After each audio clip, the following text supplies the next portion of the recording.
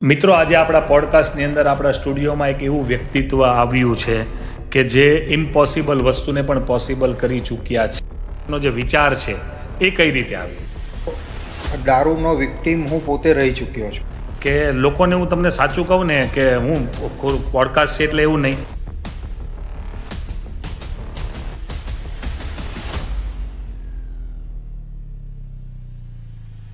એના માટે મેં ટ્રુ ચેન્જ ટ્રસ્ટ આજે 10 વર્ષ થયા. આ વસ્તુ બનાવવા પાછળનો મારો હેતુ એક જ છે. તો ઘણીવાર એવું થાય કે પરિવારના લોકો મળવા આવે કે ફોન ઉપર વાત થાય તો એ ખોટું બોલે કે મને તો અહીંયા આવું ટોર્ચર કરે છે, મારે નથી રહેવું, મને ફલાણું ને ઢીકણું ને એમ. ને આજે તમે જ્યારે આ સવાલ ઉઠાવ્યો છે તો એક ચોક્કસ હું એક સચ્ચાઈ કહેવા માગું છું કે આજે મને એ વસ્તુનો બહુ એ છે કે કેટલાઓના ઘર મેં તૂટતા બચાવ્યા છે. કે એક પિતા છે એ પોતે આલ્કોહોલિક છે ને ડ્રિંક કરે છે. હવે એના બાળકની જ સામે કરે એ કે જાતે બેટા મમ્મીને કે ચખણું બનાવી દે તો એ બાળક તો શીખવાનો જ છે ને ધીરે ધીરે મોટો થાય. પહેલાં તો ભગવાને તમને ખુદને નિમિત્ત બનાવવાને એટલે કે ભાઈ પહેલાં તું એક્સપિરિયન્સ કરી લે, પછી તું એને આ બધું ફીલ કર ને ફીલ કરીને પછી આખા સમાજને આપવાનો છે એક સારો મેસેજ.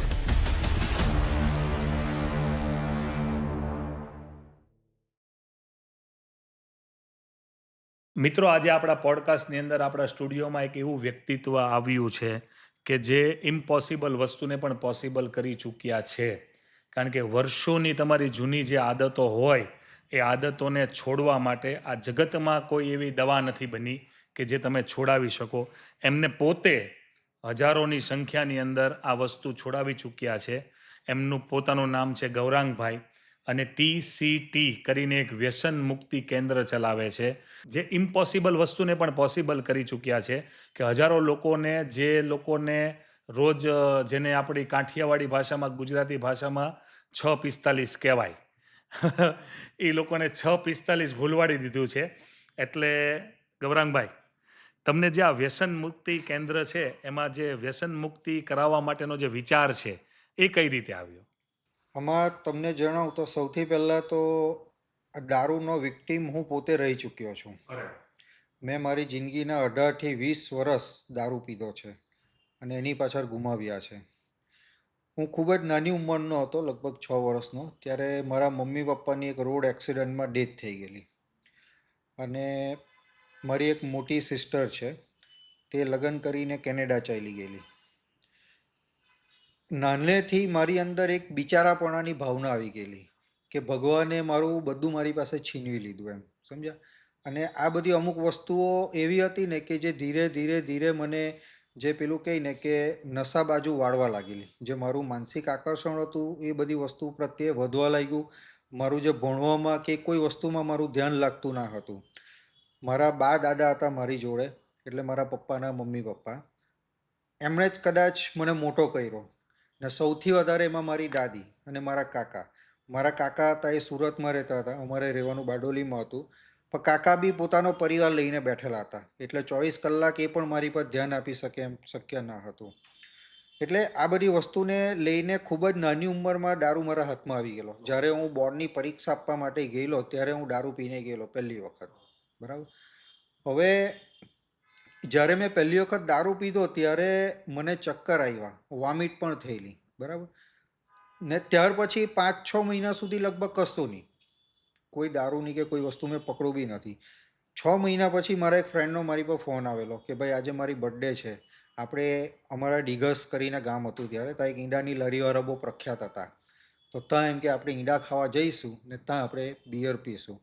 એટલે બિયરનું જેવું નામ મેં સાંભળ્યું ને એટલે મારા મગજમાં 6 મહિના પહેલાંનું જે પહેલી વખત મેં પીધેલો બિયર, ભલે ત્યારે મને વોમિટ થયેલી કે મને ચક્કર આવેલા, પણ મારા માઇન્ડને જે કિક મળેલી એ કિક ક્યાં ને ક્યાંક મારા માઇન્ડમાં ઘર કરી ગયેલી હતી. એટલે મને એ વસ્તુ યાદ આવ્યું, એટલે મેં તરત યસ કહી દીધું. એટલે એ કિક વારંવાર મેળવવાના ચક્કરમાં ધીરે ધીરે ધીરે ધીરે જે મારું સાયકલ હતી એ પિકઅપ પકડવા લાગી. પહેલાં જે 2-4 મહિને એકવાર થતું હતું તે મહિનામાં એકવાર થઈ ગયું, 15 દિવસે પછી થવા લાગ્યું, પછી એવરી વીકેન્ડમાં થવા લાગ્યું. પછી એક સમય એવો આવી ગયો કે રાત દિવસ સાથે બી કોઈ મતલબ રહ્યો. કોઈ સમય નક્કી? સમયની સાથે સાથે જે મારો પીવાનો ગાળો હતો એ ધીરે ધીરે ઓછો થતો ગયો અને એની સાથે ક્વોન્ટિટી જે હતી એની માત્રા એ વધુ ને વધુ વધવા લાગી. શરૂઆતનો સમય એવો હતો કે જ્યારે મારી આર્થિક પરિસ્થિતિ પણ સારી હતી, ખિસ્સામાં પૈસા રહેતા હતા બધું, એટલે સારી ક્વોલિટીનું પીતા હતા. એજ સારી હતી એટલે એબ્ઝોર્બ આર્થિક પરિસ્થિતિ સારી હતી, શારીરિક પરિસ્થિતિ સારી હતી, કે ના કોઈને એટલી ખબર હતી કે હું દારૂ પીઉં છું, બરાબર, એટલે બધું બરાબર ચાલતું હતું. પછી ધીરે ધીરે ધીરે આગળ જતા સમય એવો આવી ગયો ને કે પછી મારું માનસિક આકર્ષણ જે હતું, હું શારીરિક અને માનસિક બંને રીતે નિર્ભર બની ગયો દારૂ ઉપર. કે ખિસ્સામાં 50 રૂપિયા હોય તો 50 રૂપિયામાં જે વસ્તુ મળે એ પીવાનું, ખાલી નશો થવો જોઈએ બસ, સામે કઈ વસ્તુ છે એની સાથે કોઈ લેવા દેવા નહીં. પછી 10 રૂપિયાવાળી પોટલી હોય કે પેલું રોયલ કટોરીઓ આવે એ હોય કે વોટેવર જે હોય.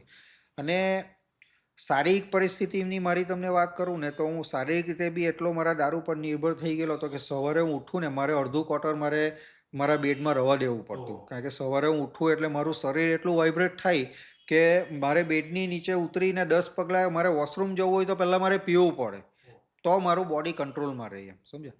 હવે તે સમયે પરિસ્થિતિ કેવી કે આપણે કોઈ રિલેટિવ્સને ત્યાં ગમે ત્યાં જવાના હોય તો આપણને ચા કે પાણીનો ગ્લાસ આપવાના છે, બરાબર. તો ચા કે પાણીનો ગ્લાસ કોઈ મને આપે ને તો આખું ધ્રુજે એમ, કપડાં કબીમાંથી રિસ્સરનો અવાજ આવે. તો હવે આ રીતે કોઈના ઘરે જવાનું નક્કી થયું હોય તો મારે છાનામાના બી પહેલાં 1 કે 2 પેક મારી લેવા પડે તો મારું બોડી કંટ્રોલમાં રહે. પણ તે સમયે મારા મોઢામાંથી જો વાસ આવે કે આ સવારમાં પીને આવી લાગ્યો, પણ મારી ની ઈચ્છા હતી તોય મારે પીવું પડ્યું. કારણ કે હેબિટ થઈ ગઈ હતી. આ જે મારી પીડા હતી એ તે સમયે હું કોઈને જણાવી નહીં શકતો હતો, સમજ્યા. હવે આ જ બધી વસ્તુ ધીરે ધીરે ધીરે વધતી ગઈ. મારી મિલકત, એક વ્યક્તિ હતો સુરતના, એને ખબર પડી કે ભાઈ આ વ્યક્તિને રોજ દારૂ પીવાની ટેવ છે, બરાબર. ને તે સમયે મારી આર્થિક પરિસ્થિતિ બી સાવ નાજુક થઈ ગયેલી, ખિસ્સામાં 50 રૂપિયા બી રહેતા નહીં હતા. હું મારા બારડોલીના એરિયાના જેટલા બી જાણીતા લોકો હતા ને બધા પાસે 50 રૂપિયા, 100 રૂપિયા, કોઈ પાસે ખિસ્સામાં 100 રૂપિયા છે, 150 રૂપિયાનું ક્વાર્ટર છે તો 50 રૂપિયા માંગવાની મને શરમ નહીં લાગતી એમ. આત્મસન્માન જેવી કોઈ વસ્તુ રહેલી નહીં હતી, સમજ્યા. અડ્ડાવાળાને તો ઉધારી હોય તો ઉધાર પીવા જામ તો 10 બોલી કેટલા લોકોની વચ્ચે કરે, તારે જે બોલવું એ બોલ ભાઈ, પણ મને પીવા વગર અહીંયાથી જવાનો નથી, બસ એમ, સમજ્યા. એટલે આ બધી વધે ચાલતું ગયો તો એક વ્યક્તિએ મારી આ હાલત જોઈ, મને ઓળખ્યો કે આને દારૂ પીવડાવવાથી આની પાસેથી ફાયદો થશે આપણને. 1 મહિનો એણે શું કર્યું કે રોજ ગાડીમાં નવી નવી બોટલો લઈને આવે બારડોલી, એની ગાડીમાં જ એસીમાં બેસીને ફેરાવે મને. હવે તે સમયે તો આવા વ્યક્તિ મારા માટે તો ભગવાન સમાન, આવી રોજ નવી નવી સારી સારી દારૂ પીવડાવે ફ્રીમાં, એ ક્યાં મળે એમ. એટલે મારા માટે તો એ ભગવાન સમાન બની ગયો. પછી શું કર્યું એણે કે મારી જમીનને વિશે બધી માહિતી એણે મેળવી લીધી. મારી પાસે 7, 12, 8 નકલ ને બધું કઢાવી લીધું, મારો આખો દસ્તાવેજ એણે લખાવીને રેડી કરાવી દીધો. પછી સવારના 11 વાગે એણે મને મારી જ જગ્યા પર બેસીને દારૂ પીવડાવ્યો 2 વાગ્યા સુધી, અને બપોરે 3 વાગે મહુવા કલેક્ટર ઓફિસમાં ગઈને એણે મારી પાસે દસ્તાવેજ આખો સાઇન કરાવી લીધો. મારી તે ટાઈમે 2.5 કરોડની એ મારી મિલકતની વેલ્યુ હતી, એ જગ્યાની 22 વીંગાનો એક નંબર હતો, બરાબર. તો એ ખાલી 3 લાખ જે દસ્તાવેજમાં જે અમુક વ્હાઇટના જે બતાવવા પડે તે, એ 3 લાખ ખાલી એણે ઓનલાઈન મારા ખાતામાં ટ્રાન્સફર કરી, એનાથી વિશેષ 1 રૂપિયો નહીં. આખી મારી મિલકતે જતી રહી. મારા લગ્ન થયેલા હતા મારા જ સમાજમાં, બરાબર. તો એ લગ્ન બી 3 વર્ષ ટક્યા ખાલી. ત્યાર પછી મારા લગ્ન બી છૂટા થઈ ગયા, બરાબર. ત્યાર પછી એટલે પરિવારવાળા બી બધા ઘણી નુકસાની થઈ ને, કારણ કે લોકો ફાયદો ઉઠાવે, સમાજે ફાયદો ઉઠાવ્યો, બધો સમાજના પરિવારવાળા સાથે નહોતા.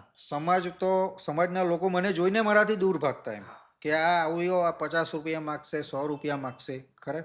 એટલે બધા મને જોઈને ભાગતા મારાથી. પરિવારવાળા કંટાળી ગયેલા, મારી પાછળ બધું કરી ચૂકેલા મારા દારૂ છોડવા માટે, કોઈ વસ્તુ બાકી નહીં. એક દાખલો તમને કેમ, રમૂજી બી છે થોડોક. નંદુરબાર છે ને, ત્યાં આગળ એક જગ્યા હતી, એક ભુવા ભગત હતો, તો ત્યાં મને દારૂ છોડવા માટે લઈ ગયેલા કે ભાઈ એ કંઈક વિધિ કરે છે તો એનાથી દારૂ છૂટી જાય એમ. સવારે 7 વાગે મને લઈ ગયા હતા, ત્યાં એક નાડલો ઓટલા જેવું ને એક નાડલું આવું મંદિર હતું એમ. તો ત્યાં મને બેસાડ્યો પલાઠીઓ, અને હાથમાં એક નારિયેળ પકડાયું, અને પેલા જે ત્યાં ભુવા પેલા ભગત જે હતા એમણે કંઈક કેમિકલ નાખ્યું મારી ઉપર, ને પછી કંઈક મંત્રના જાપ ચાલુ કર્યા. થોડી વાર એને જેવો પેલો તાપ પડ્યો ને એટલે પેલું કેમિકલ સળાઈ ગયું. સળગે એટલે એવું સળગે કે ઓલવાઈ બી નહીં જલ્દી એમ, બરાબર. પછી જઈ ઓલવાયું, આજે બી મને ડાઘ છે અહીંયા ગાડી એમ, સમજ્યા. હા. પછી એમણે મને એવી બીક આપી કે હવે જો તું દારૂ પીશે ને તો તારું શરીર સળગી જશે, ગમે ત્યાં સળગશે એમ. એટલે મને બીક પેસી ગઈ કે આ તો દાવ થઈ ગયો, હવે તો પીવાશે જ નહીં. જઈ તઈ 1.5 મહિનો મેં નહીં પીધું. પછી તો રહેવાય જ નહીં એમ કે હવે પીધા વગર તો ના ચાલે. એટલે મારા ગામનો એક મારો ફ્રેન્ડ છે જે મારો યુઝિંગ પાર્ટનર ને મારી જિંદગીમાં પહેલો દારૂ બી એણે જ મને પીવડાવેલો, બરાબર. તો એને મેં ફોન કર્યો, મેં કહું ભાઈ આવું છે, મારે પીવાની બહુ મન થયેલું છે, તો પેલા ભુવાએ કંઈક વિધિ કરેલી છે ને એવું કીધું છે કે જો પીવા તો હલગી જવાય એમ. તો મેં શું કરું? તેણે કીધું એક કામ કર, ત્યાંથી બિયરના ટીન લે ને આપણી જગ્યા પર આવી જા. આપણી જગ્યા મીન્સ કે અમારા ગામ પાસે એક નહેર છે, કેનાલ રોડ જે આવે ને, તો તે અમારી ફેવરિટ પ્લેસ હતો, અમે ત્યાં જ બેસીને પીતા. એટલે મેં અહીંયાથી 6 ટીન લીધા બિયરના ને અમે ત્યાં ઘરે ગયા હતા, આવ્યો. એટલે પછી પેલાએ મને આઈડિયા આપી કે તું બિયરનું ટીન ફોડ, પહેલા 1-2 સીપ માર ને જો કઈ સળગે તો સીધો બરાબર. એટલે 1 સીપ માર્યો, 2 સીપ માર્યા, એમ કરીને 1 ટીન આખું પી ગયો, પણ કશું જ થયું નહીં. એટલે મને થઈ ગયું કે આ પેલો ભૂવો મારો ડાઉ કરી ગયો. એટલે 6 ટીન જે હું લઈને ગયેલો તો એમાંથી 3 મારા હતા અને 3 પેલાના હતા, પણ એના બી 3 જ પી ગયો. 1.5 વર્ષની જે મારી ભૂખ હતી બધી પતાવી દીધી એમ, સમજ્યા. એટલે ઇવન પછી ખાવાનામાં છાનામાના દવાઓ ગોળીઓ આપવાની, પૂજા પાઠ બધું જ કરી ચૂક્યા. સમ ખાવા, જુઠ્ઠા સમ ખાવા એ પીવાવાળા માટે એકદમ સામાન્ય બાબત. પ્રોમિસ જે કહેવાય પ્રોમિસ, તો એને તો અમે ખિસ્સામાં લઈને ફરીએ એમ, સમજ્યા. કે આજે આ ચાલ તારા માથા પર હાથ મૂકી દો, કાલથી બંધ. આ પ્રોમિસ આપવું, અમારી બર્થડે આવે છે, બર્થડે પછી ટોટલી બંધ એમ, સમજ્યા ને. પણ આ બધી વસ્તુ કોઈ દિવસ પૂરી થતી નથી એમ, બરાબર. આ બધું ચાલતું ગયું. ત્યાર પછી મારું પીવાનું દિવસે ને દિવસે વધતું જ જતું હતું, બરાબર. હું આર્થિક રીતે, સામાજિક રીતે, પારિવારિક રીતે, બધી રીતે ખતમ થઈ ગયેલું હોય એકદમ એમ. સવાર થાય એટલે મારું મગજ ખાલી બસ મારી દારૂની જરૂરિયાત આજના દિવસે મારે કઈ રીતે પૂરી કરવાની છે, કોને મારે ટોપી ફેરવવાની છે, કઈ ઘરની વસ્તુ વેચવાની છે, ક્યાંથી મારે ચોરી કરવાની છે, આની જ પાછળ એમ. કે મારે જે આજે 500 રૂપિયા જોઈએ મારો દારૂ પીવા માટે, તો 500 રૂપિયાની જરૂરિયાત મારે ક્યાંથી પૂરી કરવાની, એનાથી વિશેષ બીજું કંઈ નહીં. મારી જિંદગી બીજી કંઈ રહેલી નહીં હતી. હવે એક દિવસ એવું થયું કે હું રાત્રે પીને સૂતેલો હતો બેડ પર, સૂઈને સવારે ઉઠ્યો તો મારા પગેથી ચલાઈ નહીં, એટલે સીધો નીચે પડી ગયો. એટલે મને એમ કે પગમાં કંઈક ખાલી બાલી ચડી ગયો હશે. એટલે 5 મિનિટ બેઠો, પાછો બેડ પકડીને ઊભો થયો તો સેમ પાછો નીચે પડી ગયો. મારા 2 પગની નસો બધી સુકાઈ ગયેલી અચાનક.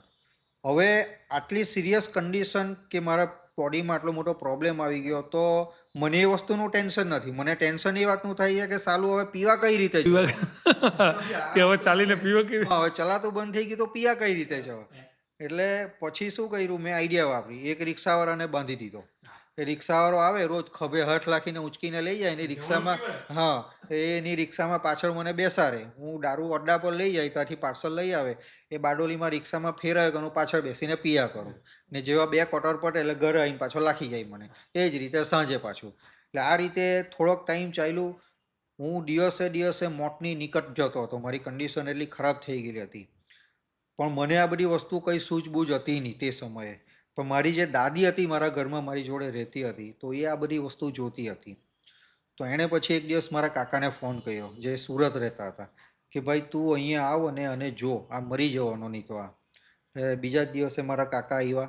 પથારીમાં જે હાલતમાં હું સૂતેલો હતો ને, તો ખાલી પેલી ચાદર મેં ઓઢીને સૂતેલો, પણ ખાલી અંદર કંઈ છે જ નહીં એવું જ એમ, એકદમ એમ મારું શરીર એમ.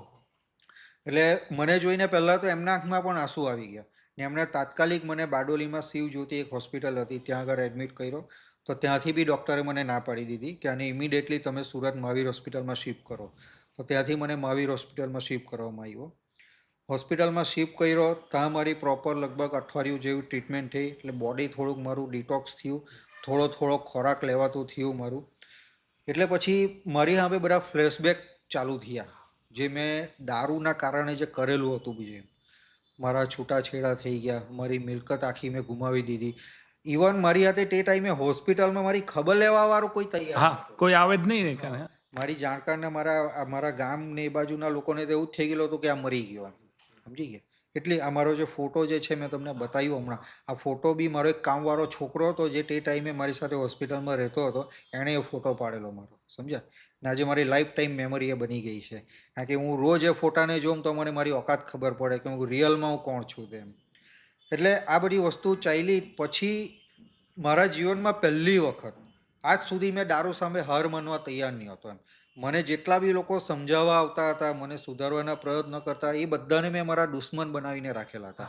કેમ? કારણ કે તે સમયે મારી માનસિકતા એવી હતી કે મારા ને મારા દારૂ વચ્ચે જે કોઈ બી આવે બધા મારા દુશ્મન. મારા જેવા જે લોકો હોય પીવાવાળા એ બધા મારા માટે ભગવાન. ભગવાન, હા, એ બધા દોસ્તાર થઈ જાય. હા એમ. એટલે પહેલી વખત પછી મેં ભગવાનને હાર માનીને ભગવાનને મેં દિલથી એ મરણ પથારીમાં પડીને મેં પ્રાર્થના કરેલી કે ભગવાન કાં તો તું મને હવે લઈ લે, કાં પછી આમાંથી નીકળવાનો સાચો રસ્તો મને બતાવ. કારણ કે આ બધી વસ્તુઓ હવે મારાથી બી સહન થતી નથી. હું તફડતો હતો ત્યારે, દારૂ નહીં મળતો એટલે આખો પથારીમાં હું રીસરનો પેલી પાણી વગર માછલી કેમ તડફે એ રીતે તડપતો હતો હું, સમજ્યા? ને એ જે મારી દિલથી જે મેં પ્રાર્થના કરેલી હતી ને ભગવાન સામે જ્યારે મેં મારી જિંદગીમાં પહેલી વખત હાર સ્વીકારીને, તો ઉપરવાળાએ મારી ખરેખર એ પ્રાર્થના સાંભળી.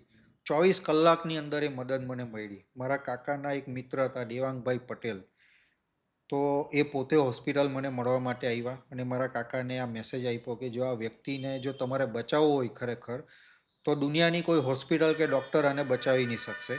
આના માટે એક જ રસ્તો છે કે એને વ્યસન મુક્તિ કેન્દ્રમાં મૂકવો પડે, રિહેબ સેન્ટરમાં, તો જ આ વસ્તુ શક્ય થશે. અને તે સમયે આપણા ગુજરાતમાં આવા કોઈ વ્યસન મુક્તિ કેન્દ્ર હતા નહીં કે આના વિશે કોઈને કંઈક જાણ પણ હતી નહીં. મને મૂકવામાં આવ્યો બોમ્બે, થાણેમાં એક હતું તાંગારી. બીજા જ દિવસે તમારી હોસ્પિટલમાંથી રજા લઈને મને ત્યાં શિફ્ટ કરવામાં આવ્યો. જે દિવસે હું એડમિટ થયો તે દિવસે મારી કન્ડિશન તો એવી હતી કે પગે ચલાતું નહીં હતું. 15-20 દિવસ તો બહુ ખરાબ કન્ડિશનમાં મેં ત્યાં કાઢ્યા. ત્યાર પછી ત્યાં જે ટ્રીટમેન્ટ માનસિક સારવારની મેઇન મારી જે ચાલુ થઈ, જે ગ્રુપ કાઉન્સલિંગના સેશનો ચાલતા હતા, એમાં જે વસ્તુઓ બધી બોલવામાં આવતી હતી ને તો મને એવું લાગતું કે આ બધું મારા વિશે જ કહી રહ્યા છે આ લોકો. એ દરેક ઘટનાઓ મારી સાથે બની ચૂકેલી હતી મારા જીવનમાં. 4-5 મહિના મારા હવે, હા, તે દરમિયાન મેં એકદમ ફૂલ ઇન્વોલ્વ હતો મારા પ્રોગ્રામને. મેં બધું માની લીધું કે આ જે વસ્તુ છે મારા માટે બરાબર છે હવે, બરાબર. કારણ કે હું એ જગ્યા પર પહોંચેલો હતો ને તો મારી પાસે જેટલી બી વસ્તુ ગુમાવવા જેવી હતી એ બધી મેં ગુમાવી ચૂકેલો હતો. ની મારી પાસે પરિવાર હતું, ની મારી પાસે મિલકત હતી, ની એવા કોઈ મારી પાસે સંબંધ હતા કે જે મેં સાચવેલા હતા, બરાબર. એટલે મારી એક કહે ને કે મારા જીવનનો યુટર્ન હતો મોટામાં મોટો.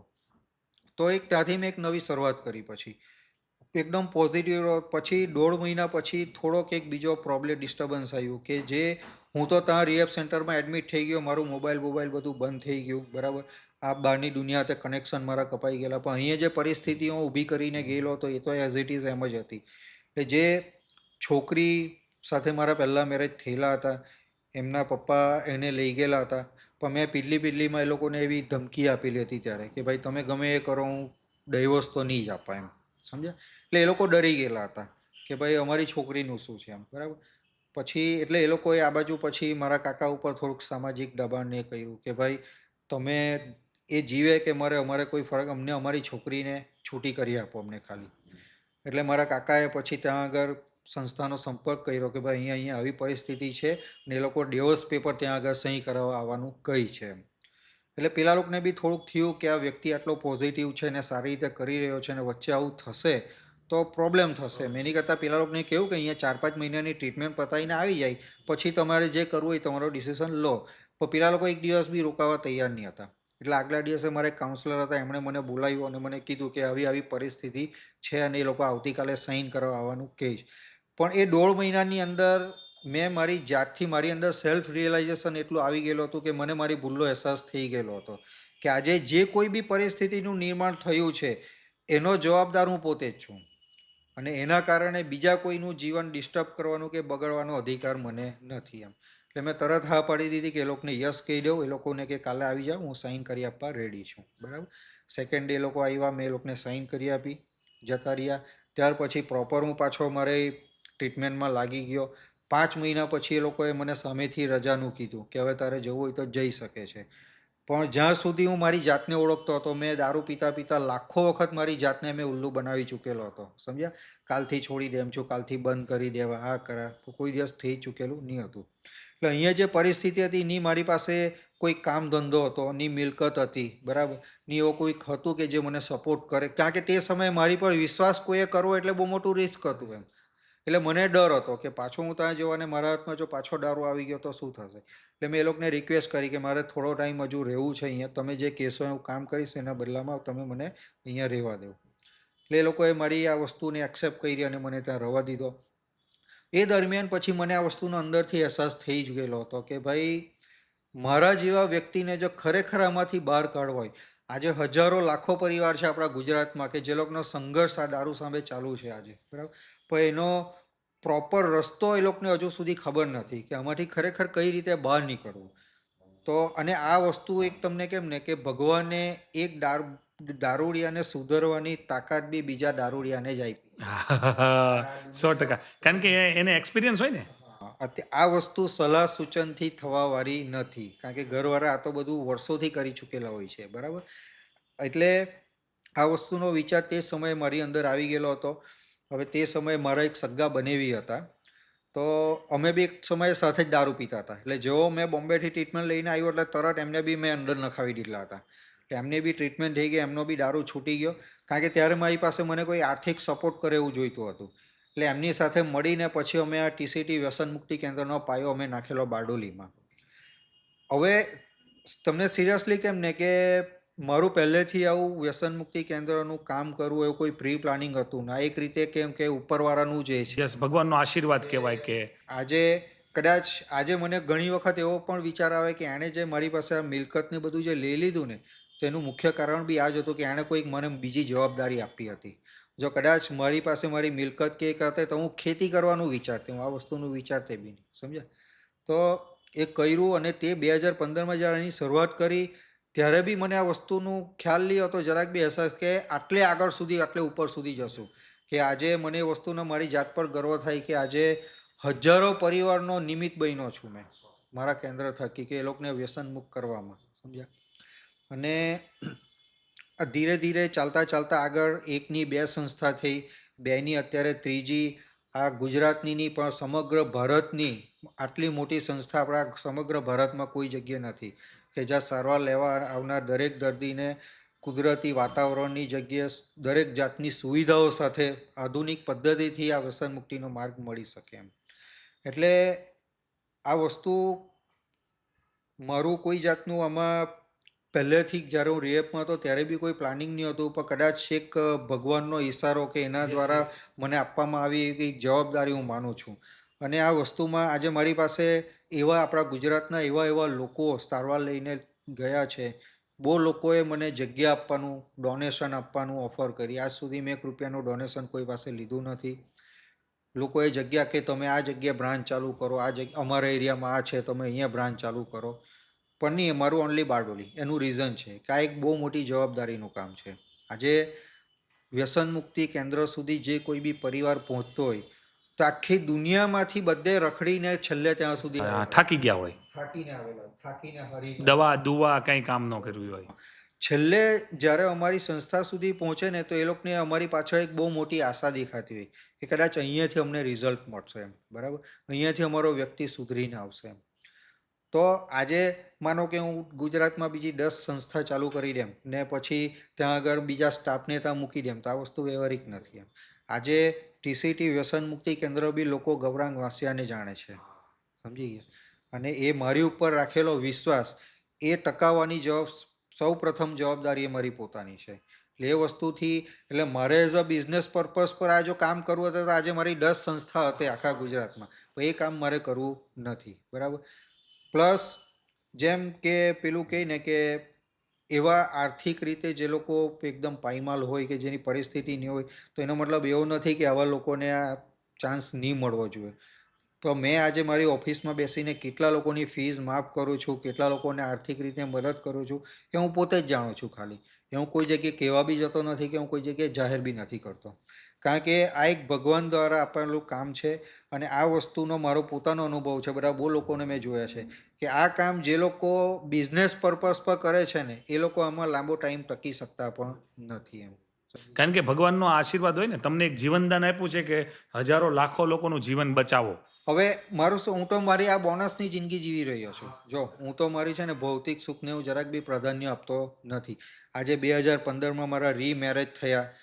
એ પ્રથમ વખતની જ છે એ છોકરી, ભણેલી ગણેલી બધું. એણે મને યુઝિંગ ટાઈમ મને દારૂ પીધેલી હાલતમાં પણ જોયો છે ને ત્યાર પછી મેં એમાંથી બહાર નીકળો આ વ્યસન મુક્તિ કેન્દ્ર, એટલે મારી આખી જર્ની એણે જોઈ છે ને એણે તો બી મારી પાસે તે 2015માં કંઈ નહીં હતું છતાં બી એણે ખાલી મને જોઈને કે આ વ્યક્તિ આમાંથી બહાર નીકળીને આટલું કરી શકે છે તો એ મને 2 ટાઈમ ખવાડી તો શકશે જ એમ, મારે બીજું કંઈ નહીં. એટલું જોઈને ખાલી એણે મારી સાથે મેરેજ કરેલા. આજે મારી પાસે બધું જ છે સમજી લો, પણ હું એ વસ્તુને માન નથી આપતો. આર્થિકને હું ભૌતિક સુખને હું માન નથી આપતો. હું માનું છું કે આજે હું મારી જાતને સમાજની જે મુખ્ય ધારા કહેવાય એમાં લાવ્યો છું. જે સમાજના લોકો એક સમયે મને જોઈને દૂર ભાગતા હતા એ સમાજમાં આજે મને સામેથી બોલાવવામાં આવે છે. જે આદર સન્માન મેં ગુમાવેલો હતો એ મને પાછો મળ્યો છે. બરાબર. જે હું જ્યારે દારૂ પીતો ત્યારે લોકો મને મારા મા બાપના નામે જાણતા હતા. આજે એ લોકોની આત્માને બી કશે ને કશે મેં ઠેસ દુઃખ પહોંચાડેલું હતું. તો આજે કદાચ એ લોકો બી કશેથી જોતા હોય તો એ લોકોને બી એવું થતું હશે કે ના ભાઈ ચાલો અમારો દીકરો કંઈક સારું કામ કરી રહ્યો. પેલું કહે છે કે મર્યા પછી ભગવાનનો આપણે સામનો કરવાનો. હા, એકવાર સામનો કરવો પડે. તો મારી પાસે બી અમુક જો એમના કોઈક સવાલ હશે તો એમના જવાબ આજે મારી પાસે છે. બરાબર. એટલે આ બધી વસ્તુનો અમુક વાર વિચાર આવે ત્યારે આત્મસંતુષ્ટિ થાય છે ને અમુક વસ્તુ એવી છે કે જે આપણે શબ્દમાં એને વર્ણવી શકતા નથી. અને આ એક બહુ મોટું તમે પ્રાધાન્ય લીધું છે કે સમાજની અંદર સૌથી મોટામાં મોટું અત્યારે આ ટ્રેન્ડિંગ મુદ્દો કહેવાય કે લોકોને, હું તમને સાચું કહું ને કે હું પોડકાસ્ટ છે એટલે એવું નહીં, મારા પોતાના ફેમિલી મેમ્બર્સ, મારા પોતાના ઘણા પરિવારમાં એવા વ્યક્તિઓ છે કે જેને છોડવું છે, છોડાતું નથી. કારણ કે દવાઓ યુઝ કરે, ભગવાનને માનતા હોય એટલે પછી આવો ભૂવાના બધા પીછી નાખવા જાય, પણ એ બધી વસ્તુઓથી નથી છૂટતું. તો આના માટે બી હું તમને જણાવું, જો મેં પોતે બી આ વસ્તુ કરી ચૂકેલો છું. સેલ્ફ ટ્રીટમેન્ટ જેને કહેવાય. જ્યારે હું દારૂ પીતો એકદમ ખરાબ, એકદમ એન્ડ પરિસ્થિતિમાં આવી ગયેલો ત્યારે મેં પોતે બી પ્રયત્ન, મેં 15 દિવસ સુધી પોતાની જાતને મેં ઘરમાં લોક કરી દેતો કે બહાર જાઉં તો દારૂ પીવા જાઉં ને તો હું 15 દિવસ ઘરમાં રહેતો, એટલા દિવસ સેફ રહેતો. 16મા દિવસે જેવો ઘરની બહાર નીકળું એટલે મારી ગાડી સીધી એને અડ્ડા પર ઊભી રહી અને અડ્ડા પર જાઉં એટલે એવું દારૂ પીવાય કે જે 15 દિવસ નહીં પીધેલું હોય તો એક જ દિવસમાં બધું કવર થઈ જાય. એટલે એકચ્યુઅલી શું છે, જો કે આમાં દારૂ પીઓ, અમારા જેવા વ્યક્તિ જે અપાર માત્રામાં દારૂ પીએ છે તો લોકો એવું સમજે છે કે ભાઈ આ વ્યક્તિને લત લાગી ગઈ કે ટેવ પડી ગઈ, જે છોડવા માગતો નથી અથવા તો છોડી શકતો નથી. પણ હકીકત આવું કશું નથી. આ એક પ્રકારની માનસિક બીમારી છે કે જેનો રાસાયણિક ઉપચાર આજ દિન સુધી બન્યો નથી. દુનિયામાં કોઈ એવું ઇન્જેક્શન કે કોઈ દવા એવી બની નથી જે ચાલુ વ્યસનને અટકાવી શકે. બરાબર. આ એક પ્રકારની માનસિક બીમારી છે. બરાબર. WHO, આપણું વર્લ્ડ હેલ્થ ઓર્ગેનાઇઝેશન, એમણે રિસેન્ટલી થોડા વર્ષો પહેલાં એક સર્વે કરેલો. આજે HIV, એડ્સ, આવી બધી જે ઘાતક બીમારીઓ કે જેના નામ કે જેનો નામ સાંભળીને બી આપણને ડર લાગે, પણ આજના મેડિકલ સાયન્સમાં આ બધી બીમારીઓનો બી કંઈક અંશે ઉપચાર આવી ગયા છે કે આજે તમને HIV, તમે પોઝિટિવ છો તો એવી દવાઓ માર્કેટમાં આવી ગઈ છે કે જેનાથી તમે 70-80 વર્ષનું આયુષ્ય આરામથી જીવી શકો છો. એ જ રીતે કેન્સર બી અમુક સ્ટેજ પર પકડાઈ જાય છે તો એનો બી ઈલાજ શક્ય બન્યો છે. પણ એડિક્શનની જે બીમારી છે, જેનાથી વર્લ્ડ વાઇડ જેટલી બી ડેથ થઈ રહી છે ને તે નંબર 1 પર આવી ગઈ છે. આ કેન્સરને અને HIV સાઈડ પર મૂકીને એમાં એડિક્શનની બીમારીમાં તમે જે ડ્રિંક એન્ડ ડ્રાઈવ લઈ શકો, સુસાઇડ લઈ શકો કે પછી નશાના કારણે થતી અન્ય બીમારીના કારણે જે બી ડેથ થાય એ બધું તમે ઓલ ઓવર ગણો તો સમજાય. હવે એટલે આ જે બીમારી છે ને તો એના માટે જે વ્યક્તિ, જો પહેલાં તો પીવાવાળો વ્યક્તિ કોઈ ગાંડો કે ગુનેગાર બી નથી હોતો. વ્યસનના નશાના કારણે એનું વ્યક્તિત્વ એટલે કે એનું વાણી, વર્તન, વ્યવહાર એવું બની જાય છે કે આપણે જે સમાજમાં, જે પરિવારમાં રહીએ છીએ તેમાં બધી વસ્તુ સ્વીકાર્ય હોતી નથી. બરાબર. એટલે એ વ્યક્તિને યોગ્ય માર્ગદર્શન હેઠળ જ આમાંથી આપણે એને બહાર કાઢી શકીએ છીએ. એટલે કે એને પ્રોપર કાઉન્સલિંગના માધ્યમથી, અને એ કાઉન્સલિંગ બી એને એ જ વ્યક્તિ કરી શકે કે જેને પોતાનો અનુભવ હોય. આજે તમને એક દાખલો આપું. સપોઝ કે તમારા ઘરમાં તમારો સગો ભાઈ હોય, એ આ રીતે દારૂ પીતો હોય. બરાબર. તમે એને ગમે એટલી સલાહ સૂચન આપો પણ એનાથી કોઈ ફરક પડવાનો નથી. હું એને મારી 2 વાત કરા ને તો એટલીસ્ટ 5% જેટલી એના માઇન્ડ પર ઇફેક્ટ થશે. કારણ કે એક દારૂડિયા તરીકે એની જે માનસિક પરિસ્થિતિ છે એ હું જે સમજી શકું એ તમે એ નહીં સમજી શકો. કારણ કે એ પરિસ્થિતિમાંથી હું પોતે પાસ થઈને આવ્યો છું. સમજીએ? એટલે જે તે વ્યક્તિને આમાંથી બહાર કાઢવા માટે આપણે એક જ રસ્તો છે કે એને યોગ્ય આમાં દુનિયાની એક જ બીમારી આ એક એવી છે અમારી કે એક તો લાઈલાજ તો છે પ્લસ એનો એવો કોઈ રિપોર્ટ બી નથી કે બ્લડ ટેસ્ટ બી નથી કે તમે કોઈ લેબમાં આટલા ગઈને ટકા વ્યસન છે. કે તમે લેબમાં ગઈને એનો ટેસ્ટ કરાવો તો ખબર પડે કે ભાઈ એને આ બીમારી લાગી છે. આ બીમારી પારખવાનો ખાલી એક જ ઉપાય છે, એ વ્યક્તિનું વાણી, વર્તન અને વ્યવહાર. જે વ્યક્તિ દારૂડિયો હોય એનું વાણી, વર્તન, વ્યવહાર જો એ બધું અલગ, લડાઈ ઝઘડા કરવા, ગાળાગાળી કરવી, આ બધી વસ્તુ એના માટે એકદમ સામાન્ય બની જતી હોય છે. બરાબર? હવે આવા જે લક્ષણો જે વ્યક્તિમાં આવી ગઈ છે તો એ સમજવું કે દારૂની સમસ્યા હવે એના માટે બની ચૂકી છે. સમજ્યા? એટલા માટે આ બધી દારૂ તો સમસ્યા છે જ અમારા જેવા વ્યક્તિ માટે. એનાથી મોટી સમસ્યા આ છે. આજે આ બીમારીના જે લક્ષણો અમારી અંદર છે એ જન્મજાતથી હતા. એવું નથી કે દારૂ પીધા પછી આવ્યા. આજે મારા જીવનમાં જ્યારે મેં પહેલી વખત દારૂ પીધેલો તો ત્યારે મેં એવું મારું પ્રી પ્લાનિંગ નહીં હતું કે આગળ જઈને હું દારૂડિયો બનાવ. પણ ત્યારે મને ખબર નહીં હતી કે આ જન્મજાતથી ભગવાને અમારી જે પર્સનાલિટી અમારી બનાવી છે તો એમની અંદર અમુક એવી ખામીઓ આપી છે કે જેના કારણે દારૂ જે છે અમારી પર્સનાલિટીને મેચ થતો નથી. 10 લોકો જે દારૂ પીતા હોય એમાંથી 6 લોકો દારૂડિયા બને છે, જે લોકોની અંદર આ લક્ષણો હોય છે. બરાબર? આ કેવું એક શારીરિક એલર્જી આને તમે કહી શકો. હવે આપણે અત્યારે વાતો કરી રહ્યા છો, અત્યારે અહીંયા પાણીની બોટલ આપણે મૂકીએ તો હું વાતો કરતાં કરતાં તમારી જોડે 2 કે ઘૂંટ 3 ઘૂંટ પાણી પીશ તો મને સંતોષ થઈ જશે, મારી જે પ્યાસ હોય મટી જશે. બરાબર? પણ એ બોટલમાં તમે અત્યારે મને એક ક્વાર્ટર ઉમેરીને આપો, તમારી સાથે વાત કરતાં કરતાં 10 બોટલ હું પી જવા તો બી મને એમ ના, હજુ લાવ બીજી 2 બોટલ. એક બીમારી છે એક ટાઈપની. પાણી બી લિક્વિડ છે, આલ્કોહોલ બી લિક્વિડ છે. બરાબર? પણ પાણીની એલર્જી નથી મને આલ્કોહોલની એલર્જી છે. સમજ્યા? એટલે એના માટે મારી અંદરથી કોઈ દિવસ ના નથી નીકળતી. જેમ મેં તમને કીધું કે આ બીમારી 10માંથી 6 લોકોને લાગુ પડે છે, બાકી 4 લોકોને નથી લાગુ પડતી. તો એ લોકોની એક લિમિટ હોય. એ લોકો 1 પેક કહે કે 2 પેક પીશે એટલે એ લોકોને અંદરથી આત્મસંતોષી મળી જશે કે બસ આપણી હવે પતી ગયું હવેની. બરાબર? જ્યારે અમારામાં આ વસ્તુ શક્ય નથી. સમજ્યા? આ એક તમે એને મેડિકલી રીતે જો તો એવા રિસેપ્ટર, દારૂ પીધા પછી એક રિસેપ્ટર અમારી અંદર બને છે, જે સામાન્ય લોકોમાં રિસેપ્ટર ફરી પાછા વિડ્રોલ થવાની પ્રક્રિયા ફાસ્ટ હોય, જ્યારે અમારી અંદર એ પ્રક્રિયા એકદમ સ્લો હોય. ને જ્યાં સુધી એ રિસેપ્ટર અમારા માઇન્ડમાં હોય ત્યાં સુધી એ હજુ લાવ, હજુ લાવ, હજુ લાવ. અને એ રિસેપ્ટર હજુ, એટલે આજે રાત્રે જેટલું પીધું હોય કે સવારે તો રિસેપ્ટર નીકળવાની તો વાત દૂર, રાતનું ઉતારવા માટે પાછું મારે પેલું હેંગઓવર ટાઈપનું કે ને, એમ કે આ તો જ ઉતરે.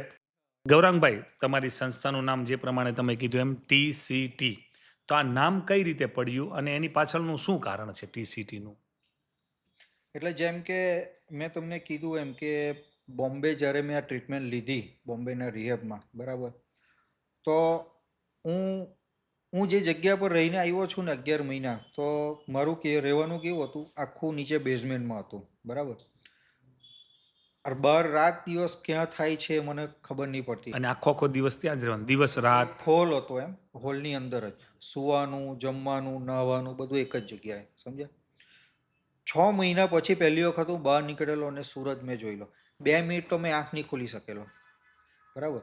ત્યાર પછી એટલા સમય દરમિયાન મને નથી ગુજરાતી કંઈક ખાવાનું મળ્યું કે નથી મેં ગુજરાતીમાં કોઈ જોડે વાત કરી છે. હું બી હિન્દી ભાષી બની ગયેલો હતો. સમજ્યા? અને તમે જોયું તો મહારાષ્ટ્રીયન લોકો એટલે આપણે ગુજરાતી લોકોના જે આપણા સ્વભાવો એ પ્રકારના એ લોકોના હોતા, આપણે દયાળુ લાગણીશીલ હોઈએ, એ પ્રકારનું ત્યાં હોતું નથી. બરાબર? પણ છતાં પણ એ વસ્તુનો મને અહેસાસ થઈ ગયેલો હતો કે ત્યાં મને થોડી, જ્યારે મને તકલીફ પડી ને ત્યારે મને એ વસ્તુનો અહેસાસ થયો કે આ મેં જે 18-20 વર્ષ મેં દારૂ પીધો તો એના કારણે મેં મારા પરિવારને કેટલી તકલીફ આપી છે, મેં કેટલા લોકોની લાગણીને ઠેસ પહોંચાડેલી હતી મેં. બરાબર?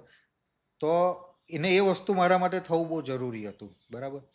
ત્યાર પછી જે રીતે સ્ટ્રિક્ટલી આ વસ્તુ કરવામાં આવતી હતી તો કે આપણે આ જ વસ્તુ આપણે સારી રીતે બી કરી શકીએ છીએ. આપણે કોઈને મારીને ગૂંધીને સુધારો, જો કોઈને તમે મારવાથી કોઈ વ્યક્તિ સુધરતું હોય તો ઘરવાળા મારીને ઘરે જ સુધારી કાઢે? આવી કોઈ જગ્યાએ મૂકવું. આજે કોઈ બી વ્યક્તિ, કોઈ પણ પરિવાર હોય, પોતાના વ્યક્તિને આવી કોઈક જગ્યાએ મૂકવું 3-4 મહિના માટે, આ ડિસિઝન લેવું એટલે મન પર પથ્થર મૂકીને આ કામ કરવું પડે, બરાબર? તો એટલે તે વખતે આ જે સાચો બદલાવ જે મારી અંદર મેં લાવેલો હતો, જે આ પ્રોગ્રામ મેં પોતે લઈને આવ્યો, કે જે પ્રોગ્રામના માધ્યમથી મારી અંદર, મારા વ્યક્તિત્વમાં કે મારી વિચારસરણીમાં મેં સાચો બદલાવ લાવી શક્યો, તો એ જ બદલાવ હું બીજાનાની અંદર બી લાવવાના પ્રયત્ન કરું. એના માટે મેં ટ્રુ ચેન્જ ટ્રસ્ટ, એટલે કે સાચો બદલાવ, ઓકે, આ ટ્રુ ચેન ટ્રસ્ટ આ આપણી સંસ્થાનું નામ છે. એટલે મારું ફૂલ MTCTના નામથી ઓલ ઓવર ગુજરાતમાં બધે ઓળખાય, પણ એનું ફૂલ ફોર્મ છે ટ્રુ ચેઇન ટ્રસ્ટ, એટલે કે સાચો બદલાવ એમ, સમજ્યા? Yes, great. અને કેટલા સમયથી આ સંસ્થા ચલાવો છો? આજે 10 વર્ષ થયા. 2015થી જુલાઈમાં 2015થી આની શરૂઆત કરેલી. ઓકે, અત્યારે ઓલરેડી તમારી બ્રાન્ચીસ છે એ બંને બારડોલીમાં જ છે? ઓકે, અને પછી અત્યારે નવી જે છે એ આ નવી જે સ્ટાર્ટ થાય છે તે બી બારડોલીમાં જ કહેવાય, એટલે બારડોલીથી 2-2.5 કિલોમીટર બહાર છે. બારડોલીથી 2 કિલોમીટર બહાર અસ્તાન ગામ છે, ત્યાં આગળ, એટલે એકદમ ખુલ્લી જગ્યામાં છે એમ. અને આનું ઓપનિંગ ક્યારે છે? આ 30 ડિસેમ્બરના રોજ, 30 ડિસેમ્બર 2025. જે પણ લોકો છે નવા વર્ષની નવી શરૂઆત. ને આ વસ્તુ બનાવવા પાછળનો મારો હેતુ એક જ છે કે મારી ઇન્સ્ટિટ્યૂટમાં સારવાર લેવા આવનાર વ્યક્તિ, અમારા રિહેબમાં કેવું હોય છે, મોટે ભાગના લોકોને પરિવારવાળા એડમિટ કરતા હોય, બરાબર? તો કોઈ બી વ્યક્તિને ત્યાં આવીને એવું ના લાગવું જોઈએ કે આ કેવી જગ્યાએ હું આવી ગયો. એને 1 કે 2 દિવસની અંદર તાનું એન્વાયરમેન્ટ જોઈને એને અંદરથી એ વસ્તુ પોઝિટિવ ફિલિંગ આવી જોઈએ કે ચાલ હું જ્યાં છું ત્યાં બરાબર છું એમ. એને રહેવા ખાવાનું એ રીતનું બધું મળી રહેવું જોઈએ, કુદરતી વાતાવરણ, એમ, સમજ્યા?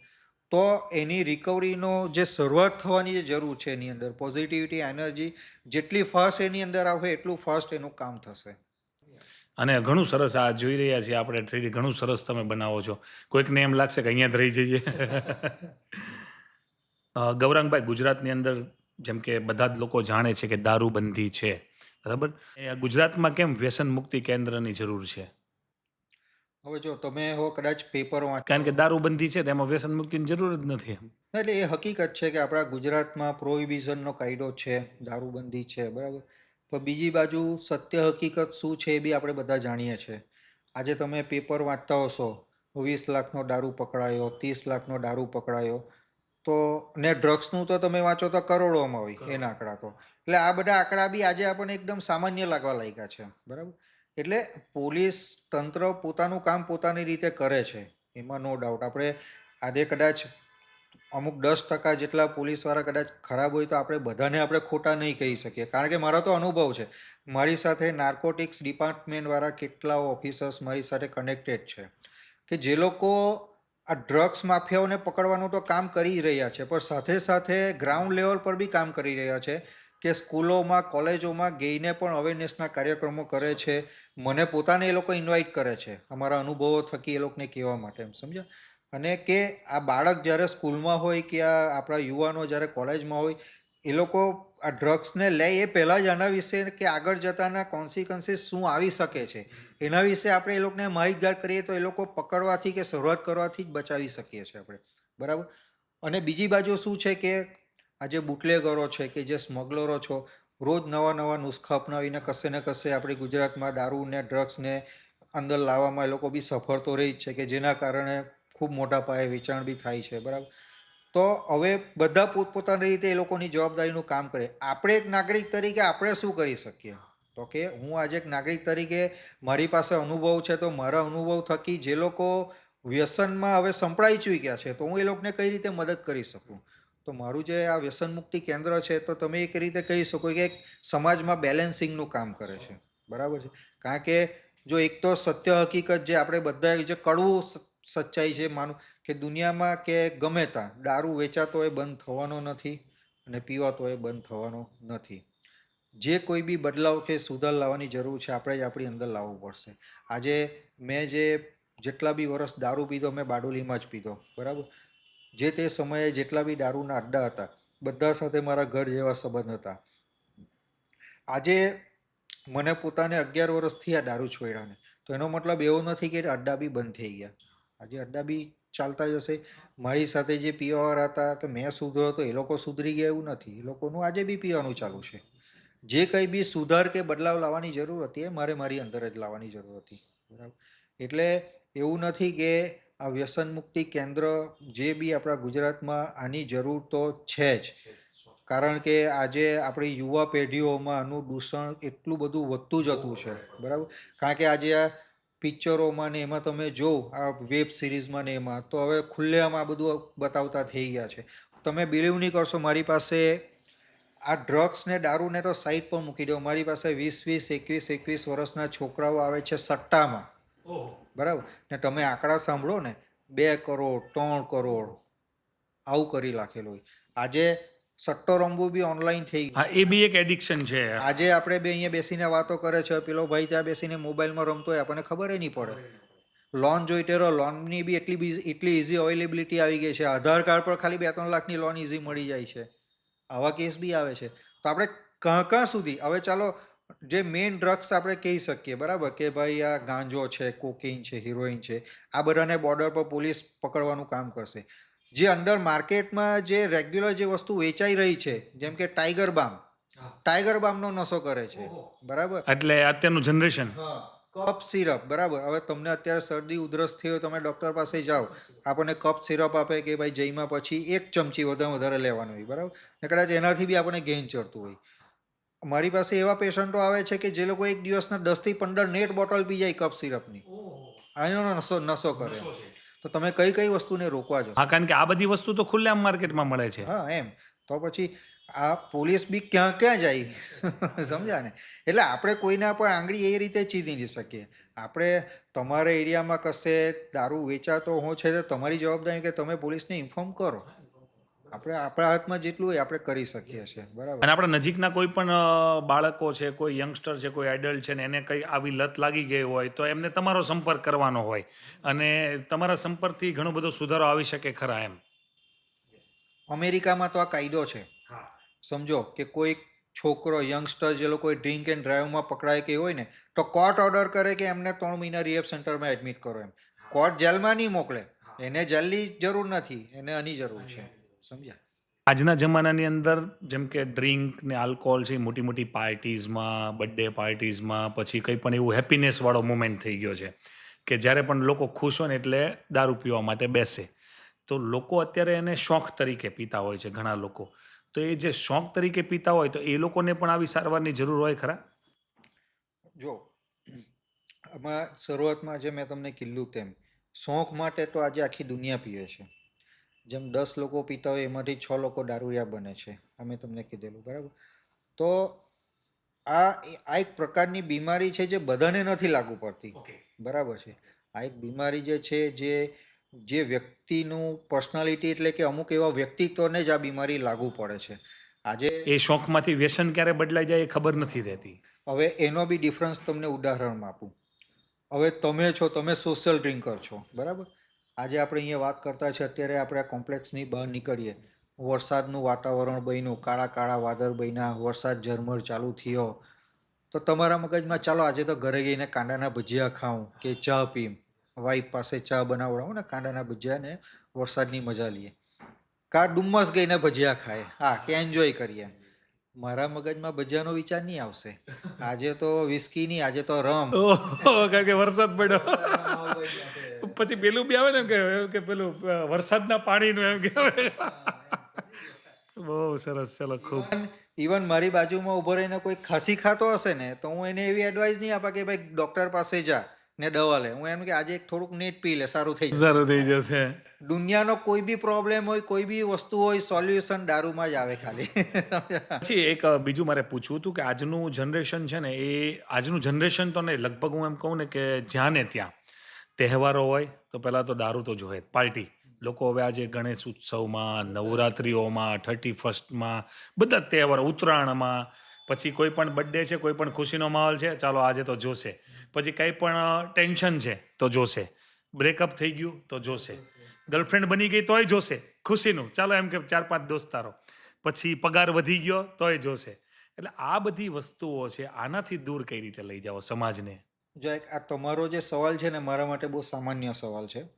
મારી પાસે ઇન્ક્વાયરી કરવા માટે જેટલા બી પરિવારો આવતા હોય છે ને, તો એ લોકોનો આ બહુ કોમન સવાલ હોય કે ભાઈ અમારે એ જાણવું છે કે એનું દારૂ પીવા પાછળનું કારણ શું છે, કેમ એ પીવે છે, બરાબર.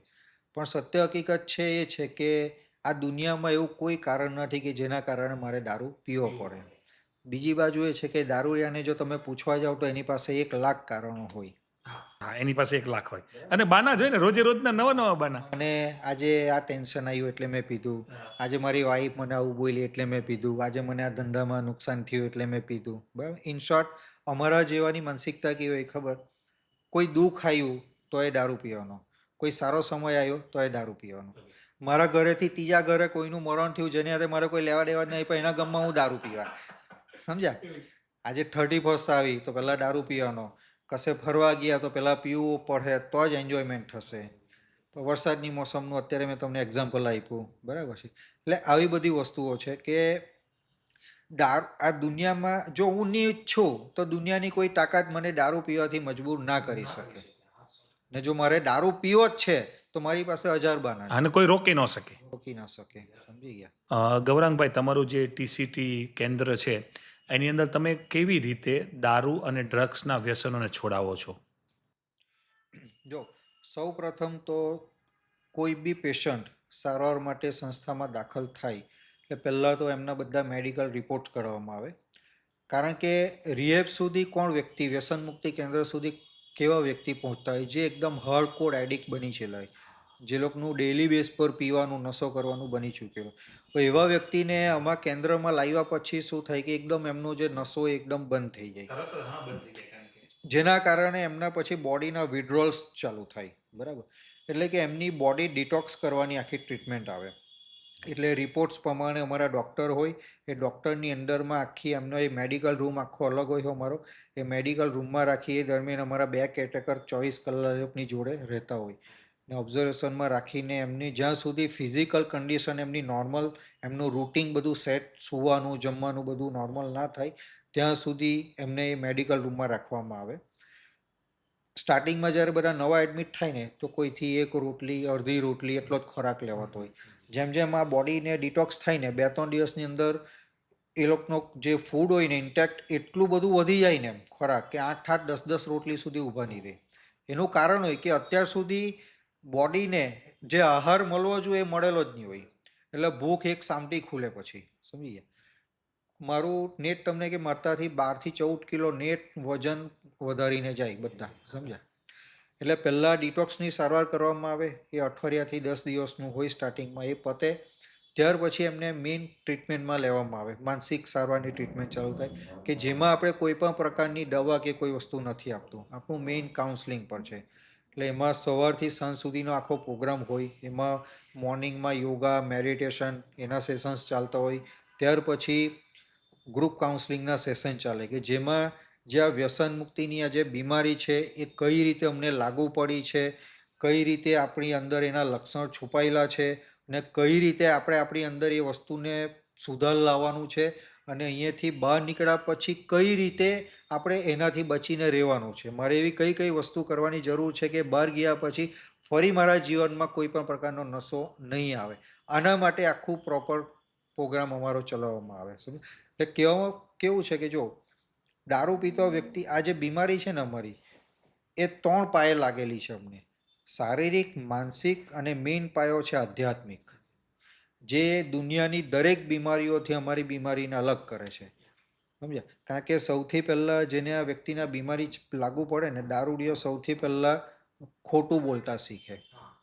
આજે તમને કોઈ બી બીમારી થયેલી હોય તો એમાં તમારે ખોટું બોલવાની જરૂર નથી પડતી, પર અમારે દારૂ પીવાવાળાએ અમારી ભૂલને છુપાવવા માટે અમારે ખોટું બોલવાની જરૂર પડે છે.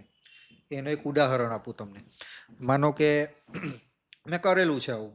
મને જ્યારે પીવાવાળાને નોર્મલ હાઇપર એસિડિટી ને ગેસનો પ્રોબ્લેમ હોય જેના કારણે ખોરાક નહીં લેવાતો હોય, તો ઘણી વખત અશક્તિ જેવું આવી જતું, એટલે ઘરવાળા ડૉક્ટર પાસે લઈ જતા.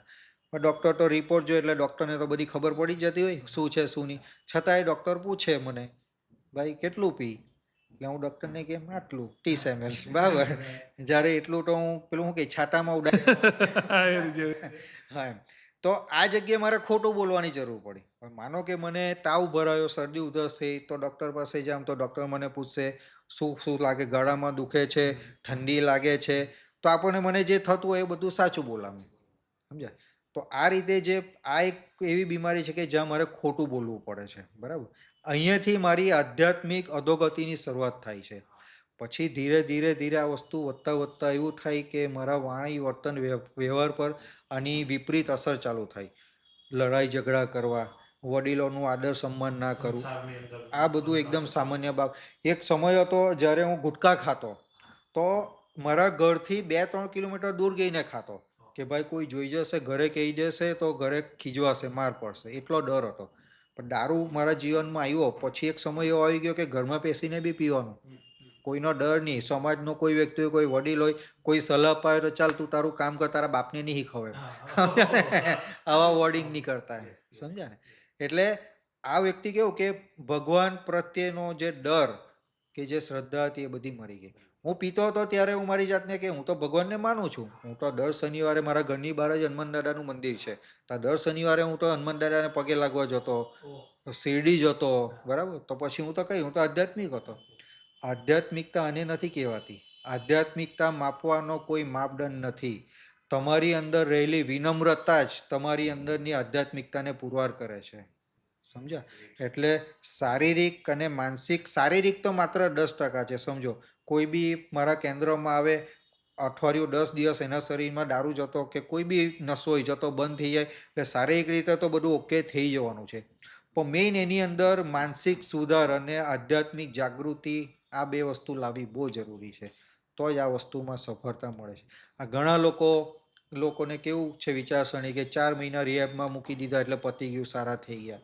આ લોંગ ટાઈમ પ્રોસેસ છે. આ આફ્ટર રિહેબ મેઇન કામ તો બહાર નીકળ્યા પછી છે. પછી એને દુનિયાની હારે લડવાનું ને. કારણ કે 4 મહિના તો ચારો લોક એન્ડ કીમાં છે. બરાબર? તો ત્યાં તો એક સેફ એન્વાયરમેન્ટ, ત્યાં એ ધારે તો બી એને કંઈ મળવાનું નથી. મેઇન કામ તો બહાર ગયા પછી. તો અમારું કામ એવું નથી કે 4 મહિના કોઈ બી પેશન્ટ આવ્યો તો 4 મહિના પછી જ્યારે એને અહીંયાથી રજા આપી એટલે અમારો કોન્ટ્રાક્ટ પતી ગયો, એવું નથી. જે કોઈ બી પેશન્ટને જ્યારે બી અમે રજા આપવાનો હોય ત્યારે એના પરિવારને બોલાવવામાં આવે છે. એમના પરિવારની બી કાઉન્સલિંગ કરવામાં આવે કે આ વ્યક્તિ ઘરે આવશે પછી તમારે કઈ રીતે શું શું કરવાનું છે, એની સાથે કઈ રીતનો વ્યવહાર કરવાનો છે, આ દરેક વસ્તુનું ગાઈડન્સ અમે લોકોને આપીએ. ત્યાર પછી દર રવિવારે અમારી સંસ્થા પર એક સેમિનાર હોય. જેટલા બી પેશન્ટો અમારા ટ્રીટમેન્ટ લઈને બહાર નીકળી જાય એ લોકો દર રવિવારે સેમિનાર ભરવા માટે ત્યાં આવે ને અમારું બી ફોલોઅપ એમના પર રહેતું હોય છે. એટલે પાછો એ લોકો એ બાજુ એ તરફ વળે ને એના માટે. નહીં તો કોઈક દોસ્તાર એમ કે ચલ ને બેસીએ તો કદાચ મગજ એનું પડે. હા, એટલે આજે હું તમારા માધ્યમથી લોકો સુધી એક વાત ચોક્કસ પહોંચાડવા માંગીશ કે ભાઈ તમે એવું નહીં કે મારા કેન્દ્રમાં, કોઈ બી કેન્દ્રમાં તમે મૂકી દો, લોકોની 3 કે 4 મહિના તમે કોઈ પણ વ્યસન મુક્તિ કેન્દ્રમાં મૂકી દીધા એનાથી આનું સોલ્યુશન નથી. સમજી લેજો. બહાર આવ્યા પછીનું મેઇન કામ સ્ટાર્ટ થવાનું છે. બરાબર? એટલે આ વસ્તુની અંદર પરિવારનો માહોલ શું છે, આ બધી વસ્તુ બી બહુ કામ કરતી હોય છે. બરાબર? એટલે પહેલાં ખાલી હવે મારતા કેવું હોય કે કોઈ બી નવા એડમિટ થાય ને ત્યારે 30 કિલો 40 કિલો વજન હોય, ખોરાક જ લેવા તો બંધ થઈ ગયેલો હોય. અમારતા હવે આ ડિટોક્સની ટ્રીટમેન્ટ ને બધું એટલે ખોરાક એકદમ વધી ગયેલો હોય. 3 મહિના પછી જ્યારે પરિવાર સાથે અમે મિટિંગ કરાવીએ તો એનું ખાસું એવું વજન વધી ગયેલું હોય. એટલે પેલા પરિવારવાળા તો જોઈને ખુશ, એમ કે વાહ મસ્ત, એમ કે આટલો મસ્ત બની ગયો, આટલો શરીર આટલું સુધરી ગયું, બધું થઈ ગયું, હવે સારો થઈ ગયો એમ. પણ શારીરિક 10% છે ખાલી. મેઇન સુધાર અહીંયા લાવવાની જરૂર છે. સમજે? હા. દારૂનો નશો ચડ્યા પછી માણસ બધું ભૂલી જાય છે. પેલું કહે ને કે સદબુદ્ધિ કામ કરતી બંધ થઈ જાય, વિનાશકારી વિપરીત બુદ્ધિ આવી જાય. દારૂડિયો પોતે તો મરે પણ આખા પરિવારને હાથે લઈને મરે. ને દારૂ વસ્તુ કેવી છે કે તમારો ડાયરેક્ટ જીવ નહીં લઈએ, પહેલાં તમને ચારે બાજુથી મારે. તમને સમાજમાંથી, પરિવારમાંથી, ધંધામાંથી, બધી બાજુથી તમને ખાલી કરી નાખે. છેલ્લે તમને સુસાઇડ કરવાના વિચાર આવવા લાગે, પછી તમારો જીવ લે એમ. ગૌરંગભાઈ, ઘણી વખત મેં સાંભળ્યું પણ છે અને મૂવીની અંદર પણ એવા ઘણા બધા સીન મેં જોયા છે કે આ જેટલા પણ વ્યસન મુક્તિના કેન્દ્ર હોય એની અંદર શું પેલું મારવામાં, ટોર્ચર કરવામાં એવું આવે? આમાં કેવું છે જો, પહેલી વસ્તુ તો કે આ એક પ્રકારની માન્યતા બનાવી છે. ત્યાં આટલું ટોર્ચર કરે ને આવું ને તેવું? ટોર્ચર કેવું કહેવાય જો કે આજે એક સામાન્ય વસ્તુ તમને કે દારૂ પીવાવાળો વ્યક્તિ સૌ પ્રથમ તો કેવું હોય ખબર કે એનામાં ઈગો બહુ હોય, અહંકારી, અહંકારી, કોઈનું માને નહીં. કે હું કંઈક છું, એ કોઈના કહ્યામાં રહ્યો ન હોય, એ પોતાની મરજી મુજબ જ પોતાનું જીવન જીવેલો હોય. હવે વ્યસન મુક્તિ કેન્દ્રમાં આવ્યા પછી કેવું હોય કે તાની ડિસિપ્લિન, તાના જે રૂલ્સ હોય, જે નિયમો હોય એ પાળવા બહુ જરૂરી હોય. એટલે આ બધી વસ્તુ આજે કેવું કે આજે હું મારો મરજીથી પોતાનું જીવન જીવો આટલા વર્ષ, હવે અચાનક મને આવા કોઈક વ્યસન મુક્તિ કેન્દ્રમાં મૂકી દેવામાં આવ્યો ને બીજા જ દિવસથી 7 વાગે કમ્પલસરી ઉઠવાનું છે, યોગા સેશન ચાલુ થયું, યોગા કરવાના છે, ગ્રુપ કાઉન્સિલિંગના સેશન ચાલે તો એમાં 2 કલાક ભલે મારાથી બેસાય કે નહીં બેસાય, પતા બેસીને કમ્પલસરી મારે સાંભળવાનું જ છે, બરાબર. તો આ બધું વસ્તુ મારે કમ્પલસરી કરવી પડે છે. તો આ બધી વસ્તુ મને ઓબ્વિયસલી ટોર્ચરિંગ લાગવાનું, બરાબર છે. ત્યાર પછી રહી વાત મારવાની, બરાબર. તો આમાં કેવું છે જો 2020-21 સુધીમાં તો છે ને મેં બી મારા અમુક પેશન્ટો ઉપર હાથ ઉપાડ્યો છે. લાફા એટલે એવું નહીં કે પેલું મારવાની, જે બહુ બધું આવે એવું બધું ટોર્ચર નહીં આમ. ને આજે મને એ વસ્તુનો ગર્વ બી છે કે મારા આજની તારીખે કેટલા એવા પેશન્ટ છે કે જે ખરેખર મારી મારથી સુધરે, હા, એનથી સુધરેલા, હા, ઘણા હોય એવા, હા, 100%. હા. પણ પરિસ્થિતિની સાથે સમયની સાથે આપણે બી આપણી અંદર પરિવર્તન લાવવું જરૂરી છે. આજે તમે ઘણી જગ્યાએ જોયું હશે, આપણે સ્કૂલોમાં ભણતા, આપણે આપણા ટીચરોનો, આપણા માસ્ટરોનો સ્કેલથી મારતા. માર ખાઈ ખાઈને મોટા થયા. જ્યારે આજે કેવું પરિસ્થિતિ છે, આજે સ્કૂલનો કોઈ ટીચર કોઈ બાળકને મારે તો એના પર કેસ થઈ જાય છે, બરાબર છે. એટલે એ વસ્તુ આજે નથી.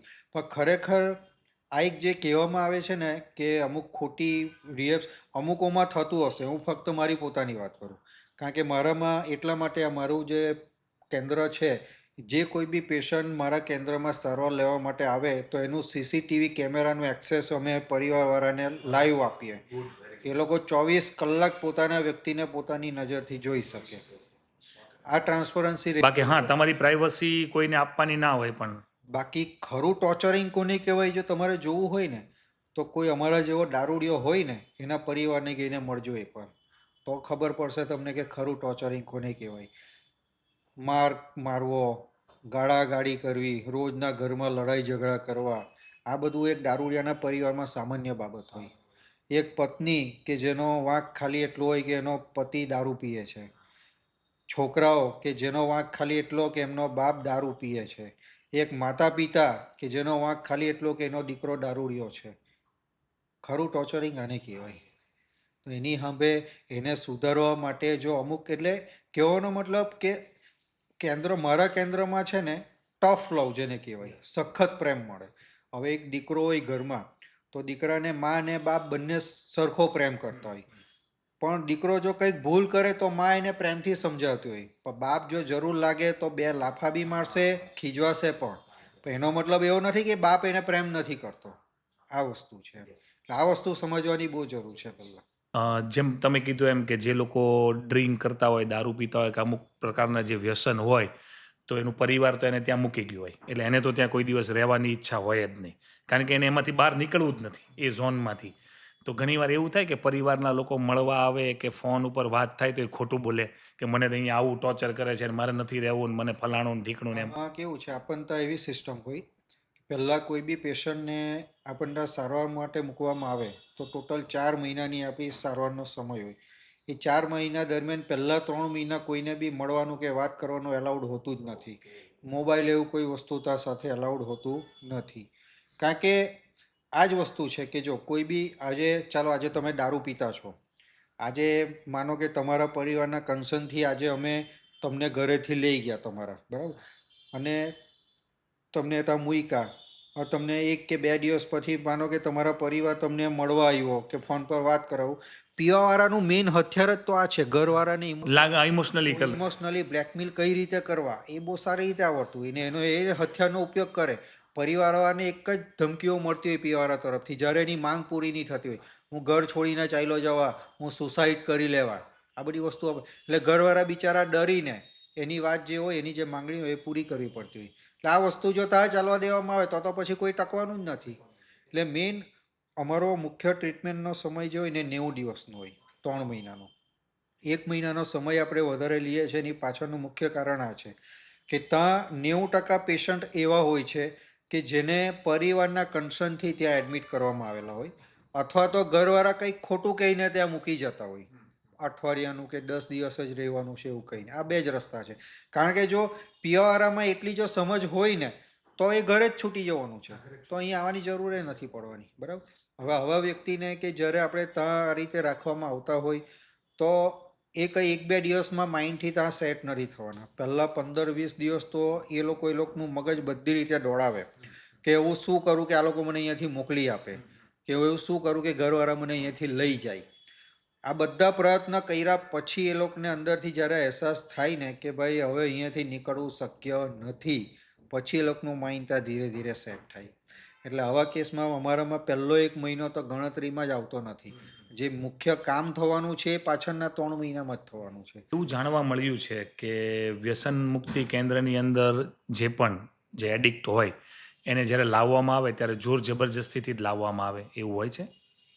એકચ્યુઅલી આને હું એવું કહેવા કે આને જોર જબરદસ્તી આને રેસ્ક્યુ કરેલું કહેવાય. દારૂ પીધેલો વ્યક્તિ જ્યારે પીધેલી હાલતમાં હોય ત્યારે માણસની એક જાનવર હોય, એને એને ભાન જ ન હોય કે શું કરી રહ્યો છે. તો એને રેસ્ક્યુ કરવો પડે એને. સમજી ગયા? કારણ કે અત્યારે મેં તમને કીધું તેમ કે એ વ્યક્તિમાં જો એટલી સમજ શક્તિ હોય તો કદાચ એને એ રીતે લઈ જવાની એ જરૂર નહીં પડે, તો આ બધી વસ્તુ ઘરે જ થઈ જવાની છે. ને ઘરવાળા બી આ વસ્તુ બધી રીતે હારી થાકીને મન પર પથ્થર મૂકીને આ વસ્તુ કરવી પડતી હોય છે. ને આજે તમે જ્યારે આ સવાલ ઉઠાવ્યો છે તો એક ચોક્કસ હું એક સચ્ચાઈ કહેવા માગું છું કે આજે મારી પર એક કેસ ચાલે છે 3 વર્ષથી.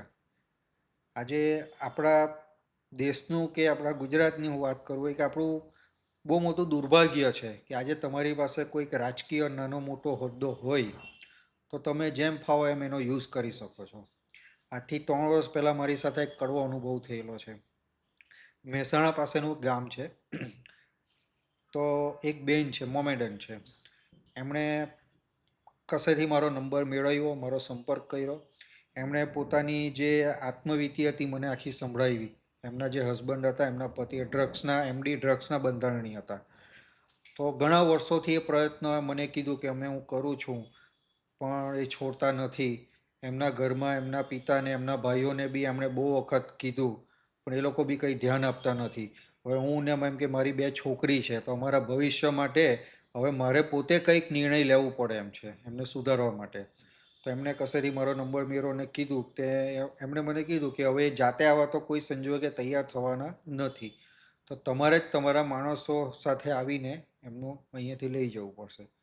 મેં કીધું ઓકે, વાંધો નહીં. એના અઠવાડિયા પછી એમનો ફોન આવ્યો મારી પર કે આજે એમને કોઈ બી સંજોગે લઈ જવું પડે એવું છે. એટલે અહીંયાથી મેં મારા માણસોને મોકલ્યા, એમને રેસ્ક્યુ કરીને એ લોકો લઈ આવ્યા. અમારું જે એડમિશન ફોર્મ ને જોઈએ ત્યાં ઘરમાં જ એમની પાસે બધું સાઇન ને બધું કરાવીને. બરાબર.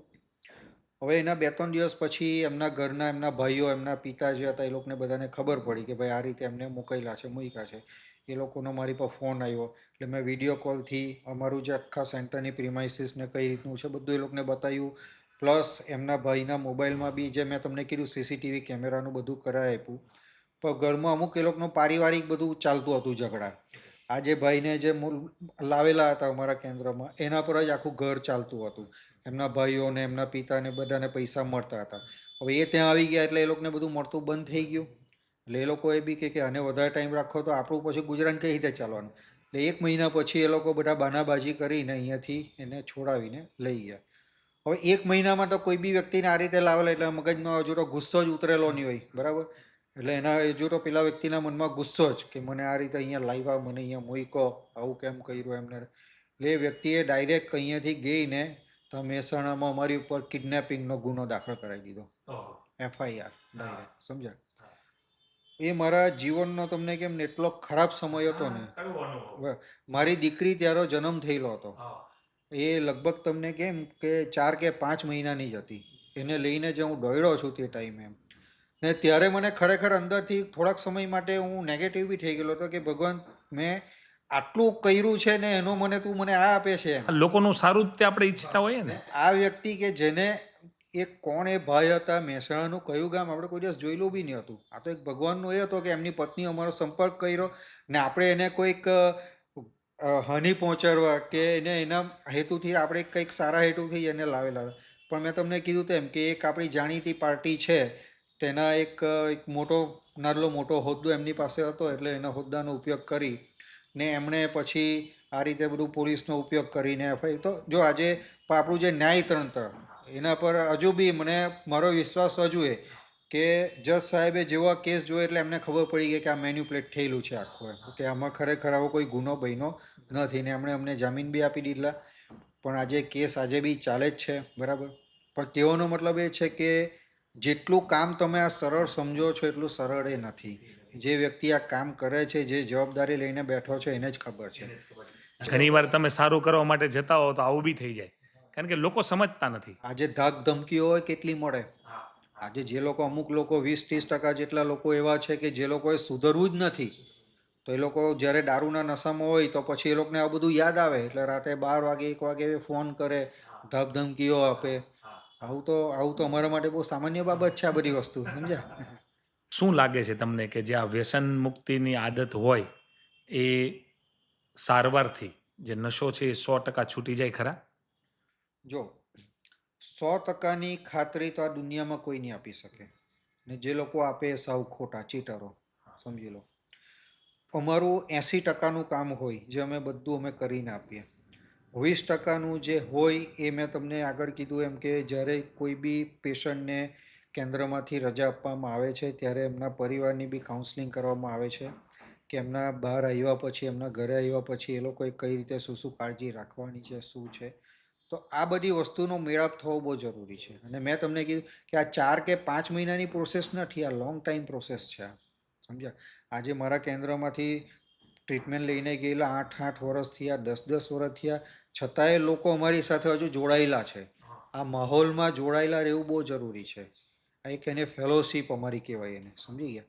હવે તમે આ નેશનલ જિયોગ્રાફિક ચેનલ પર તમે જોતા હશો, સિંહ જ્યારે શિકાર કરવા નીકળે ને તો પહેલાં જે હરણનું ટોળું હોય ને તેને કશે સંતાઈને જોયા કરે, ને ટોળામાંથી એ પહેલાં જોઈ કે કયું એક હરણ છૂટું પડે ટોળામાંથી, બરાબર. કાં તો એ છૂટું પાડવાની કોશિશ કરે, જેવું ટોળામાંથી એ છૂટું પડે તેવો એનો એ શિકાર કરે. સેમ વસ્તુ અમને લાગુ પડે છે કે જ્યાં સુધી અમારું જે આ ફેલોશિપ, અમારું જે ગ્રુપ છે એમાં હું જોડાયેલો છું ત્યાં સુધી હું સેફ છું. જે દિવસે એ બધી વસ્તુથી હું મારી જાતને અલગ કરીશ એટલે સામે સિંહ બેઠા જ હોય. એટલે અમારી જે બીમારી જે છે ને, સિંહ એટલે અમારા માટે અમારો દારૂ. અમારી જે બીમારી છે એને ચતુર, ચાલાક અને ચંચળ કહેવામાં આવી છે. આજે ભલે મને 10 વર્ષ થયા, 11 વર્ષ થયા, પણ આજે બી દારૂનો ગ્લાસ મારાથી આટલો જ દૂર છે ખાલી. આજે હું મારી અંદર જો અહમ લાવું ને કે હું કંઈક છું, આટલા વર્ષ મેં નથી પીધું, હવે તો બધું ઓકે થઈ ગયું છે, ચાલો હવે કોઈક વાર ગુજરાતની બહાર ગઈને એક બિયર પી લેમ, એક પેક પી, હવે શું થવાનું, કોઈને શું. પણ આજે બી મારી અંદર ખાલી 30 ml બી ગયું ને તો મારી જે શારીરિક એલર્જી છે ને, મારી બીમારી એ તરત એક્ટિવેટ થઈ જશે મારી અંદર. ને આ 10 વર્ષનો જે મારી ભૂખ છે 10 દિવસમાં હું પૂરી કરી નાખાશ. એટલે આફ્ટર રિહેબ જે છે, ટ્રીટમેન્ટ લીધા સારવાર પછીનું, એ બહુ મુખ્ય જરૂરી છે. એટલે અમુક મારા કેન્દ્રમાં એવા બી લોકો આવે છે કે જે લોકો પાસે ટ્રીટમેન્ટ લીધા પછી બહાર ગયા પછી કોઈ સ્કોપ નથી, તો એવાને હું એ રીતે બી મદદ કરું છું કે એ લોકોને નોકરી હું આપું છું, જોબ કરાવું છું, કામ અપાવું છું, સમજ્યા. એટલે એનું માઇન્ડ ડાયવર્ટ રહે. હા એમ. કારણ કે બહાર નીકળ્યા પછી એની પાસે જો કોઈ પ્લેટફોર્મ જ નહીં હોય તો પાછું યાદ આવશે. નવરો બેસેલા માણસને શું વિચાર આવે? સારા વિચાર તો આવવાના નથી. એટલે એના ચાન્સીસ વધી જાય છે કે ફરી પાછો એ માહોલમાં એવા લોકો સાથે જોડાવા માંડે કે જેનાથી પાછું એ વ્યસન તરફ વળી શકે છે. ગૌરાંગભાઈ, જે વ્યક્તિ દારૂડિયા હોય એને કઈ રીતે આપણે તમે ચેક કરી શકો કે આ દારૂડિયો છે, એ ખ્યાલ આવે? જો મેં કીધું તેમ કે કોઈ બી દારૂડિયાને ઓળખવું હોય તો એનું એક જ એનો ઉપાય છે, એના લક્ષણો. જે નોર્મલ લાઈફ જીવતો હોય એના કરતાં વિપરીત હોય. હા, એનું વાણી વર્તન વ્યવહાર સૌથી અલગ પડતું હોય. ખોટું બોલવું, લડાઈ ઝઘડા કરવું, બરાબર, પોતાની જવાબદારીઓથી ભાગવું, આ બધા લક્ષણ તમે જેનામાં બી જોઈ શકો ને તો સમજવું કે આ વ્યક્તિને દારૂની સમસ્યા બની ગઈ છે. કાં તો બીજો પણ એક રસ્તો છે, હું તમને તમારા માધ્યમથી અમુક સવાલો કહેવા માગું છું કે જે વ્યક્તિમાં લક્ષણો તમે જોઈ શકો ને તો સમજવું કે એને આ સારવારની જરૂર છે હવે. જેમ કે તમારી સાથે ક્યારેક એવું બન્યું છે કે અઠવાડિયા માટે કે અમુક દિવસો માટે તમે દારૂ પીવાનું બંધ કરવાનો પ્રયત્ન કર્યા, છતાં બી 3 કે 4 દિવસની અંદર ફરી પાછો દારૂ તમારા સાથમાં આવી ગયો? બરાબર? હા કે ના? સવાલ નંબર 2, તમે ઈચ્છો છો કે લોકો પોતાનું કામ સંભાળવું જોઈએ અને તમારા દારૂ પીવા અંગે શું કરવું એ કહેવાનું બંધ કરવું જોઈએ? એટલે કે જે લોકો આપણને સલાહ સૂચન આપે છે એ કરવાનું બંધ કરી દેવું જોઈએ? હા કે ના? 3 નંબર, શું દારૂ પીવાથી દૂર રહી શકશો એવી આશાથી તમે એકથી બીજા પ્રકારના દારૂઓ બદલતા રહ્યા છો? એટલે વિસ્કી પછી વોડકા પછી રમ. એટલે કે ભાઈ મેં તો વિસ્કી છોડી દીધી, હવે ખાલી વોડકા જ પીતો છું. વોડકા છોડી દીધો, હવે ખાલી બિયર જ પીતો છું. સમજ્યા? સવાલ 4, શું પાછલા વર્ષ દરમિયાન તમને તમારી આંખો ઉઘાડી નાખે એવી જાગૃતિનો અનુભવ થયો છે? જેમ કે પીધેલી હાલતમાં કોઈક તમારાથી એવી મોટી ભૂલ થઈ ગઈ કે જેનો તમને પશ્ચાતાપ થયો રાતે, કે ભાઈ સાલી આ મારાથી બહુ મોટી ભૂલ થઈ, પણ બીજા દિવસે પાછો દારૂ હાથમાં આવ્યો અને એઝ ઇટ ઇઝ પાછું એનું હોય છે. સમજ્યા? આનો જવાબ હા કે ના? સવાલ નંબર 6, ગયા વર્ષ દરમિયાન તમારી સાથે દારૂ પીવા સંબંધે કોઈ સમસ્યા ઊભી થઈ હતી? ગયા વર્ષે તમે કેટલી માત્રામાં દારૂ પીતા હતા? તમારું ધંધામાં, પરિવારમાં, સમાજમાં કેટલું ધ્યાન હતું? આજે કેટલું છે? આ વસ્તુનું કમ્પેરિઝન તમે કરી શકો પોતાની જાત સાથે. બરાબર? ત્યાર પછી, શું તમને પૂરતો દારૂ મળતો ના હોવાથી તમે પાર્ટીમાં વધારાનો દારૂ પીવાથી કોશિશ કરો છો? દારૂમાં કેમ, જેમ સોશિયલ ડ્રિંકર હોય, 1-2 પેક પીધું, એન્જોયમેન્ટ કરે છે, ખાઈ લે છે ને એ કરે છે. જ્યારે અમારા જેવા દારૂડિયા હોય તો સૌથી અલગ, પિયા જ કરો, એ ખાલી પેલું બાર ટેબલ હોય ત્યાં જ દેખાતા હોય, બીજી કોઈ વસ્તુમાં ઇન્ટરેસ્ટ લેતો જ નહીં હોય. સમજ્યા? ને પાર્ટી પતે એટલે કેવી હાલત હોય કે 2 જણાએ પકડીને ગાડી સુધી લઈ જવું પડતું હોય. આ વસ્તુ છે. ત્યાર પછી, તમે ખરેખર દારૂ પીવા માગતા ના હો ત્યારે પણ દારૂ પીવાનું ચાલુ રાખતા હોવા છતાં પણ શું તમે તમારી જાતને એવું કહેતા રહો છો કે તમે ઈચ્છો ત્યારે દારૂ બંધ કરી શકો? હા, ઘણા લોકો કહે હા, યસ યસ. આજે હું મારો પોતાનો અનુભવ તમને કેમ, હું સવારે નીકળતો તો સવારે કે બપોરે 1 ક્વાર્ટર પીધું. હું સવારે ઘરેથી નીકળું ત્યારે મેં એવું કંઈ વિચારીને નહીં નીકળ્યો કે આજે એટલો બધો દારૂ પી લેવા કે રાતે મને 2 જણાએ મૂકવા આવવું પડશે ઘરે. તો સવારે 1 ક્વાર્ટર પીધું એટલે પછી જે મારું માનસિક આકર્ષણ જે ચાલુ થઈ જાય પાછું, કે આખો દિવસ લાવ લાવ લાવ, પછી એ તરસ મટી નથી. અને પછી પાછા સેલ્ફને એટલે કે તમે બીજાને એમ કહો કે મારે મૂકવો હોય તો હું કાલથી મૂકી દઉં. પણ એ વસ્તુ કાલથી બંધ કરી દેવા. આવી પ્રોમિસો મેં તમને, આધ્યાત્મિક અધોગતિ, આવી ખોટી પ્રોમિસો, પોતાની જાતને ઉલ્લુ બનાવવી કે કાલથી હવે બંધ કરી દેવો છે, આ દિવસથી હવે બંધ કરી દેવું છે, એવું હજારો લાખો, પણ એ કાલ કોઈ દિવસ આવતી નથી. કોઈ વખત જે વ્યક્તિને અંદરથી અહેસાસ એવો થાય કે સાલું દારૂ નહીં પીધેલો હોતે તો સારું પડતે. જ્યારે દારૂ પીવા વ્યક્તિમાં આત્મવિશ્વાસની કમી આવી જાય, એની શારીરિક શક્તિ એની ધીરે ધીરે ઓછી થતી જાય. જ્યારે બીજા લોકોને, મારી સાથે ભણેલા લોકો જે મારાથી આગળ વધી ગયા, જ્યારે અમે સાથે જ શરૂઆત કરેલી, પણ આજે ક્યાં છે ને હું ક્યાં છું, આ બધી વસ્તુ જ્યારે અમુક વાર આંખો સામે આવે તો ત્યારે ભલે હું કહી નથી શકતો પણ અંદરથી આ વસ્તુનો અહેસાસ થતો હોય છે કે સાલો આટલા વર્ષ મેં બી જો દારૂ નહીં પીધો હતો તો આજે આની સાથે મેં પણ હોતે. તો આ બધી આ વસ્તુ જો તમારા આટલા જેટલા મેં સવાલ કર્યા છે એના કોઈ પણ 2 સવાલના જવાબ જો તમારા હામાં હોય તો દારૂ તમારી સમસ્યા બની ચૂક્યો છે, તો તમારે યોગ્ય સારવારની જરૂર છે. એટલે સેલ્ફને જ ત્યાં બધા સવાલો પૂછવાની જરૂર છે. એમાંથી 2 હા નીકળી એટલે પૂરું. ધીરે ધીરે તમે એમાં જતા જાઓ છો એટલે મૃત્યુ તરફ નજીક આવો છો એમ. ગૌરાંગભાઈ, એક વસ્તુ એવી પૂછવા માગું છું કે જ્યારે પણ કોઈ વ્યક્તિ નશો શરૂઆત કરે ત્યારે શું એને એવું લાગે કે આ છેલ્લો ગ્લાસ છે, કે બસ બસ આ છેલ્લો ગ્લાસ, હવે કાલથી ને એમ એવું લાગે જ્યારે ચાલુ કરતો હોય ત્યારે? ક્યારે નહીં, રોજ જ એવું લાગે. એ કે પણ આ આજનો છેલ્લો ગ્લાસ છે, કાલે પાછો. હા, આજે મારો એક અનુભવ તમને કહું છું કે મારા જે પહેલા મેરેજ થયેલા ને, બરાબર, ત્યારે મારી પરિસ્થિતિ એટલી બધી ખરાબ હતી ને કે સવારે ઉઠીને ખાલી હું દારૂ જ પીતો. મારી એક જ જરૂરિયાત હતી, મારે દારૂ પીવાનો, બસ. છતાં એ પહેલી છોકરી હતી ને, આજે બી એનો કોઈ જગ્યાએ કોઈ વાંક નથી. બરાબર, એ ભણેલી ગણેલી બધી રીતે સરસ હતી, એક બાયોટેક કરતી હતી. બરાબર, હવે એ સમયે મને આજે બી નથી ખબર કે એણે મારી અંદર શું એવું જોઈ લો કે મારી સાથે લગ્ન કરવા તૈયાર થઈ ગઈ. બરાબર. મારા સમાજ તો આખો મારો વિરોધી જ. મારો પોતાનો પરિવાર બી ના પાડે એને કે તું આની સાથે લગ્ન કરીને તારું ભવિષ્ય નહીં બગાડ. આ માણસને 50 રૂપિયા કમાવાની ટેવડ નથી. એને ખાલી સવાર ઉઠીને દારૂ દેખાય બસ. તો એની સાથે તારું શું ભવિષ્ય છે? છતાં બી એ છોકરી બધાની અગેન્સ્ટ ગઈ, એના ઘરવાળાની, સમાજની, બધાની, કે હું એને સુધારી દેવા એમ. બરાબર. ને હું જવા એટલે એ સુધરી જશે એમ કરીને એણે લગ્ન થયા. જે દિવસે અમારા લગ્ન થયા તે દિવસે રાત્રે 2 વાગે લગભગ બધી વિધિ પતાવીને અમે ઘરે પહોંચ્યા. મારી માસીનો છોકરો જે મારી ગાડી ચલાવીને આવેલો. બરાબર. તો એની પાસે મેં મારા 2 ક્વાર્ટર રવા જ દીધલા, કારણ કે રાતે 2 વાગે તો દારૂ મળે નહીં ભાઈ કશે. તો એને કીધેલું કે આ 2 રવા જ દેજે એમ. જેવા અમે ઘરે પહોંચ્યા એટલે પેલી છોકરી જે મારી વાઈફ હતી એને ઉતારી ઘરે, ને પેલા સાથે ગાડી સાંકીને અમે અમારા બારડોલીની બહાર હાઈવે પર ચામુંડા હોટલ છે ત્યાં આગળ ગયા. વરરાજાના ડ્રેસમાં શેરવાની જ પહેરેલી, ગાડી શણગારેલી ફૂલ હારવાળી, એ ગાડી લઈને હતા. સવારે 7 વાગ્યાથી બેસીને પીધું મેં ત્યાં. હા, 7 વાગે ફૂલ નશાની હાલતમાં ઘરે પહોંચ્યો. પેલી રાહ જોઈને સૂઈ ગયેલી, કારણ કે લગ્નનું આટલું બધું એટલે કોઈને બી થાક હોય. બપોરે 2 વાગે મારી આંખ ખુલી, ઉઠો. તો એણે શાંતિથી બેસાડીને મને એવું કીધું કે હું તમને એવું નથી કહેતી કે તમે આજથી જ બધું છોડી દો કે બંધ કરી દો. હું આજથી તમને 6 મહિનાનો સમય આપું કે 6 મહિનામાં તમારે ધીરે ધીરે કરીને આ બંધ કરી દેવાનું. પણ આ એક બેવડા હોય ને તે માઇન્ડથી એટલા પાવરફુલ હોય ને, પર્ટિક્યુલર આ બધી વસ્તુમાં, દારૂની બાબતમાં. કે મારા મગજ એ ટાઈમે હું વસ્તુ પકડી કે ચાલ હવે 6 મહિના તો મને રોકવાવાળું કોઈ નથી. થોડી ઘણી જે લાજ શરમ હતી મારી એની અંદર એ બી ગઈ.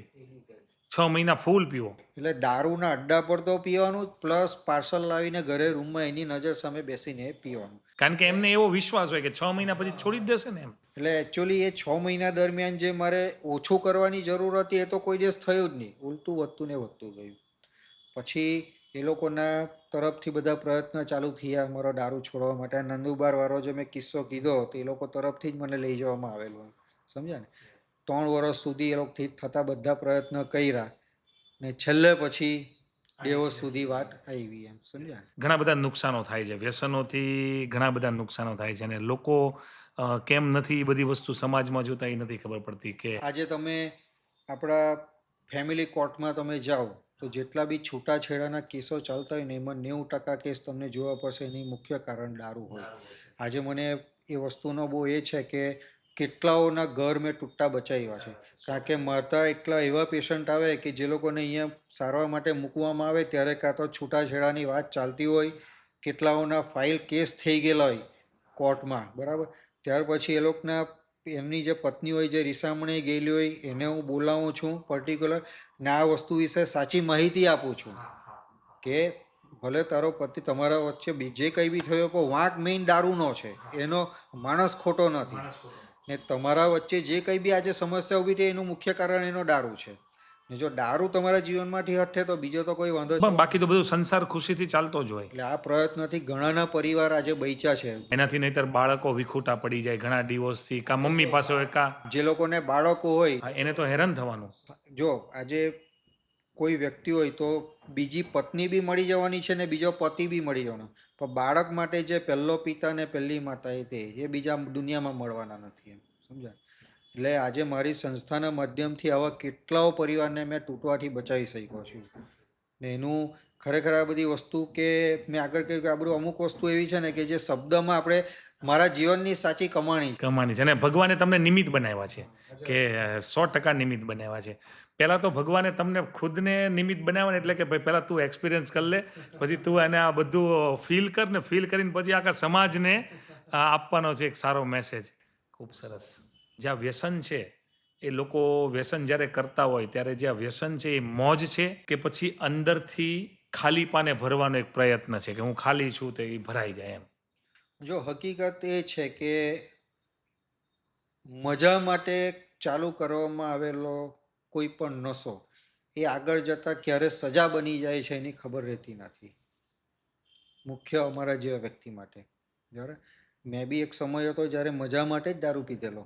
બરાબર. મજા માટે શરૂઆત કરી, પછી સમય જતાં એક સમય એવો આવી ગયો કે મારું પોતાનું જીવન પણ મારો પોતાનો કોઈ પણ પ્રકારનું નિયંત્રણ રહેલું જ નહીં હતું.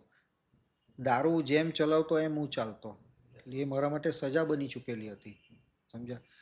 એટલે જે લોકો સોશિયલ ડ્રિંકિંગ કરી શકે છે એ લોકો માટે મજા છે. આજે આખી દુનિયા એ રીતે કરીને એન્જોય કરે છે, મજા કરે છે. પણ અમે લોકો, અમારા જેવા વ્યક્તિ જેને આ બીમારી લાગુ પડી છે, તો એ અમારા માટે આ વસ્તુ આ જીવનમાં તો શક્ય નથી. કારણ કે આ બીમારી અમારી સાથે જ રહેશે. હું અત્યાર પછી ભલે 50 વર્ષ બી દારૂ નહીં પીવા તો બી એ બીમારી તો મારી અંદર રહેવાની જ છે. 50 વર્ષ પછી બી હું દારૂ પીવા તો એ જ સ્પીડે પીવા પાછો કે જે સ્પીડે મેં મૂકેલું છે. સમજ્યા? એટલે અમે લાકડે જવા ત્યાં સુધી એ બીમારી મારી સાથે રહેવાની છે. નશો કરતો વ્યક્તિ હોય ને, એ મેં જોયેલું છે ઘણીવાર કે એમ ખુદને બહાદુર સમજતો હોય કે આ અમારા બાપનું જ છે બધું જે છે ને એ બધું. કારણ કે નશા પછી છે ને એક એવી એનર્જી ઉત્પન્ન થાય કે શું થાય એ ખબર નથી. તો શું લાગે છે તમને, કારણ કે તમે તો લોકોથી નશાથી દૂર કરો છો, કે નશો કરતો વ્યક્તિ હોય એ રિયલમાં બહાદુર હોય કે ડરપોક હોય? મોટામાં મોટો ડરપોક. એ આખી દુનિયાથી જેમ કે અને પાછા દુનિયા ડરે હોતે ને એ કે જો આ પી ગયો છે એમ કે કંઈક કરી નાખશે એમ. જો અમારે ત્યાં છે ને જે બધા પરિવારવાળા ઇન્ક્વાયરી કરવા આવે ને, બધી માહિતી મેળવવા માટે આવે ને, એટલે એ લોકો ડરતા હોય પહેલાં તો. કારણ કે એ લોકોએ આ બધું જોયું હોય કે ભાઈ તમે લોકો એને લાવશો અહીંયા પણ એ તો મારામારી કરશે, તોડભંગ, એનો તો મગજ આમ છે ને તામસી છે એકદમ, તો તમે લોકો કઈ રીતે કરશો?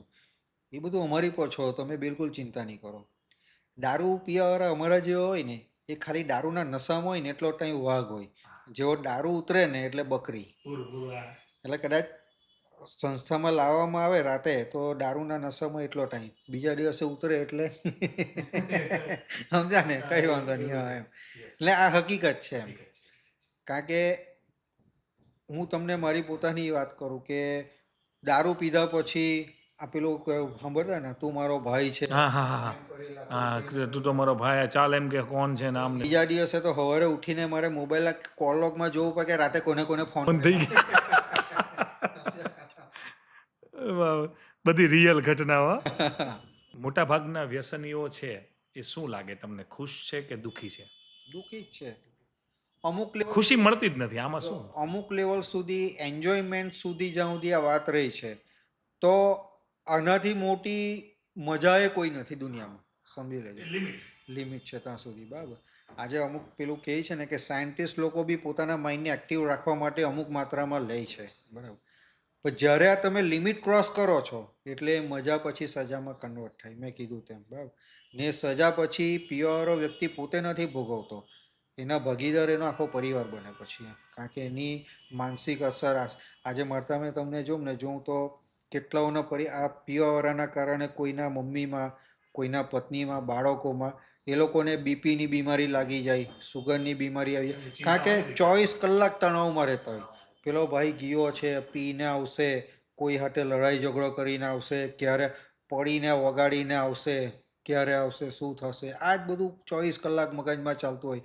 અમુક તો એવા પેશન્ટો કે જેના પેરેન્ટ્સ કે જેના માતા પિતાનું સમાજમાં એ હોય એમ.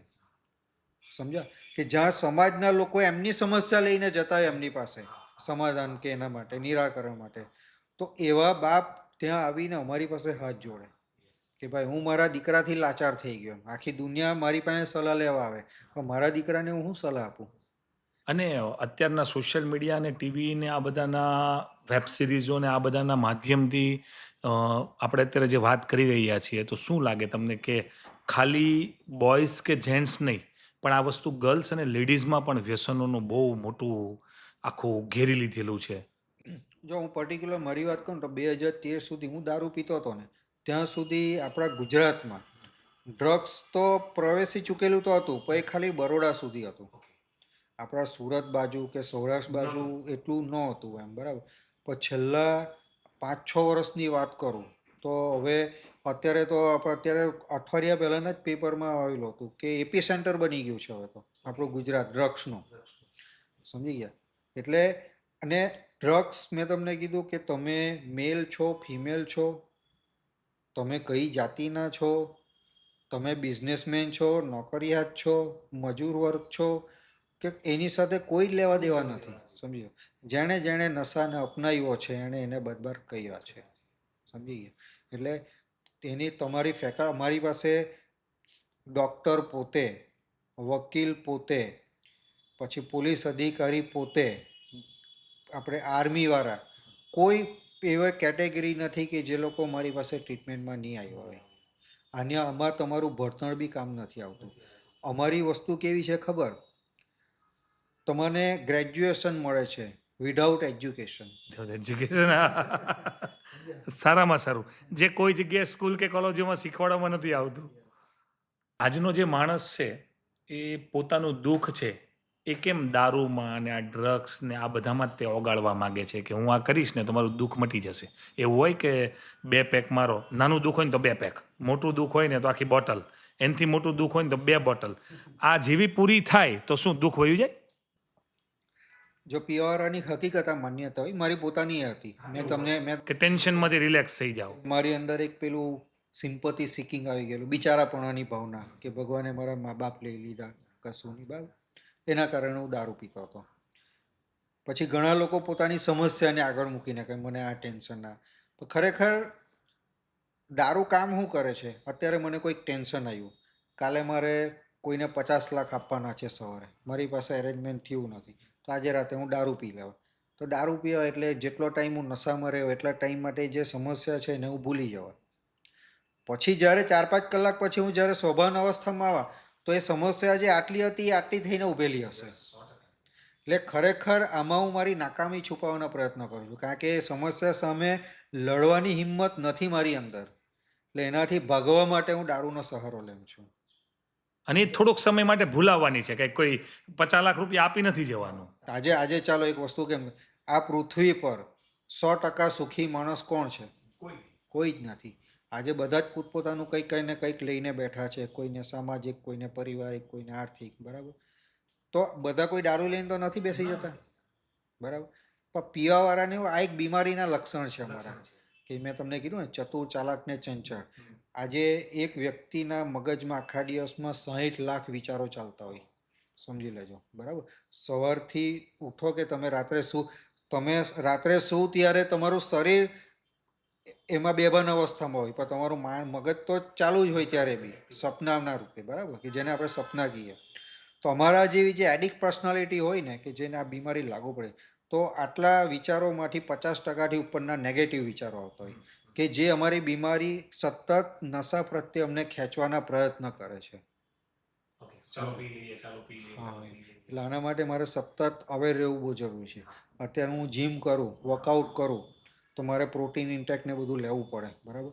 તો અમુક પ્રી વર્કઆઉટ ને આ બધું માર્કેટમાં આજે બહુ આવ્યું છે, રેડબુલ બી મારા માટે રિસ્ક છે.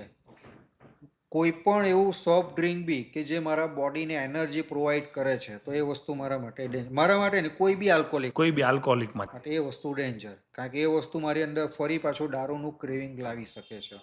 હું આજે મને કંઈક સામાન્ય શરદી ખાંસી થઈ હોય કે બીજી કોઈક તકલીફ થઈ હોય, આજે ડૉક્ટરને બી હું બતાવવા જાઉં તો ડૉક્ટર સાથે બી આ વસ્તુ હું ક્લિયર કરું કે ડૉક્ટર સાહેબ હું આલ્કોહોલિક છું, એટલે એ પ્રમાણે કન્ટેન્ટની મેડિસિન મને આપજો. નહીતર પછી પાછું ક્રેવિંગ આવે ને પાછું એ તરફ જઈ શકે ખરા. આ બધી વસ્તુની અવેરનેસ રાખવી બહુ જરૂરી છે. ગૌરાંગભાઈ, કોઈ માણસ છે એ ક્યારે એવું સ્વીકારે કે હું વ્યસની છું? એવું સ્વીકારતા જ નથી. શરૂઆતમાં મેં તમને કીધું, મેં તમને શું કે મેં આટલા વર્ષ દારૂ પીધો, પણ મારું પોતાની તો સ્વીકારવાની વાત દૂર ગઈ, પણ કોઈની હિંમત નહીં હતી એવી કે મને મોઢા પર આવીને દારૂ રહ્યો કે એમ. તો હું હમો લાગી પડતો એ લોકો સાથે. જાણતા બધા જ હતા, એટલે અમારું કેવું, જાણતા બધા જ છે, હું પોતે જાણતો બધું જ હતો, પણ માનવા તૈયાર નહીં હતો. આ મોટામાં મોટી સમસ્યા. હા, જે દિવસે મેં માની લીધું ત્યારથી મારા સુધારનું શરૂઆત ચાલુ થઈ. જ્યાં સુધી આ વસ્તુનો સ્વીકાર નહીં કરા ને કે ભાઈ હા હું દારૂડિયો બની ચૂક્યો છું, ને જેના લીધે મારા આખા જીવનમાં અસ્તવ્યસ્તતા આવી ચૂકી છે, ત્યાં સુધી મારી અંદર જે શરૂઆત, જે મારી અંદર મારે બદલાવ લાવવાની જરૂર છે, એ બદલાવની શરૂઆત થવી શક્ય બનવાની નથી. વ્યસનનો સૌથી મોટો દુશ્મન કોણ? હા, જે વ્યસન કરતો હોય એ પોતે કે એનો પરિવાર? પોતે જ. આજે જો એક વસ્તુ કેમ, આજે કશે ને કશે આપણે વિમલ ગુટકા બી ખાય, આજે તો મોટા મોટા અક્ષરથી કે હવે તો લખેલું આવે છે કે ભાઈ ઇઝ કોઝ ટુ કેન્સર, છતાં બી આપણે ખાય છે. આપણને ખબર છે કે આનાથી મને કેન્સર થવાની શક્યતા છે.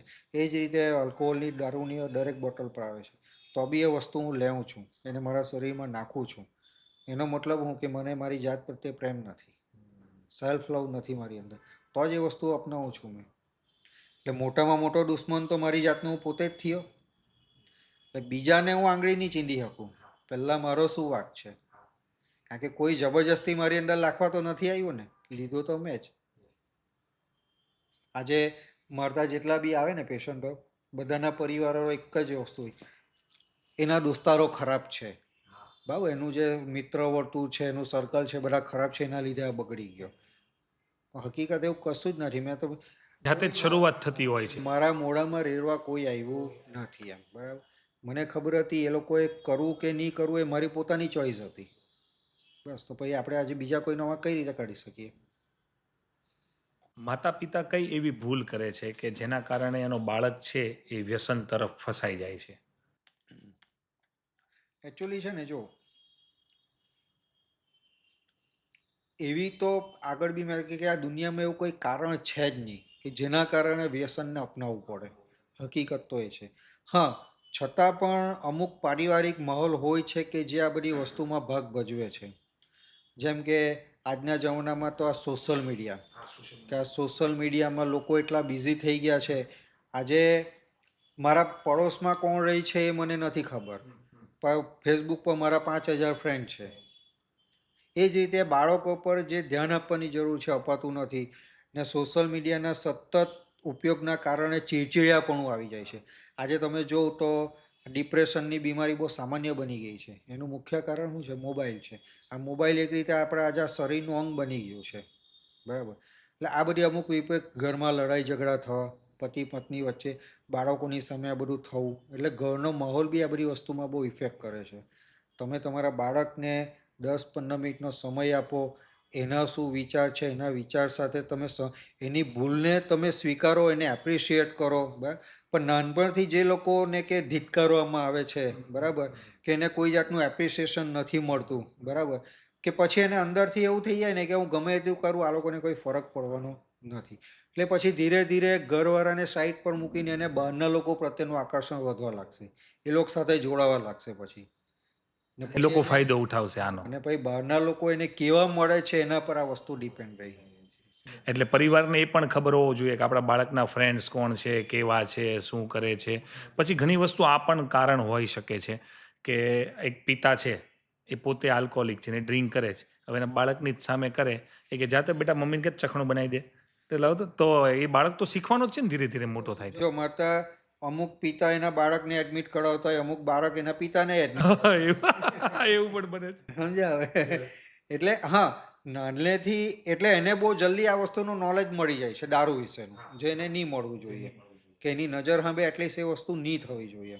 એટલે ક્યાંક ને ક્યાંક મેં તમને કીધું કે નાનપણથી પછી એના મગજમાં બી એ વસ્તુ પ્રત્યેનું આકર્ષણ તો આવે છે, બંધાય.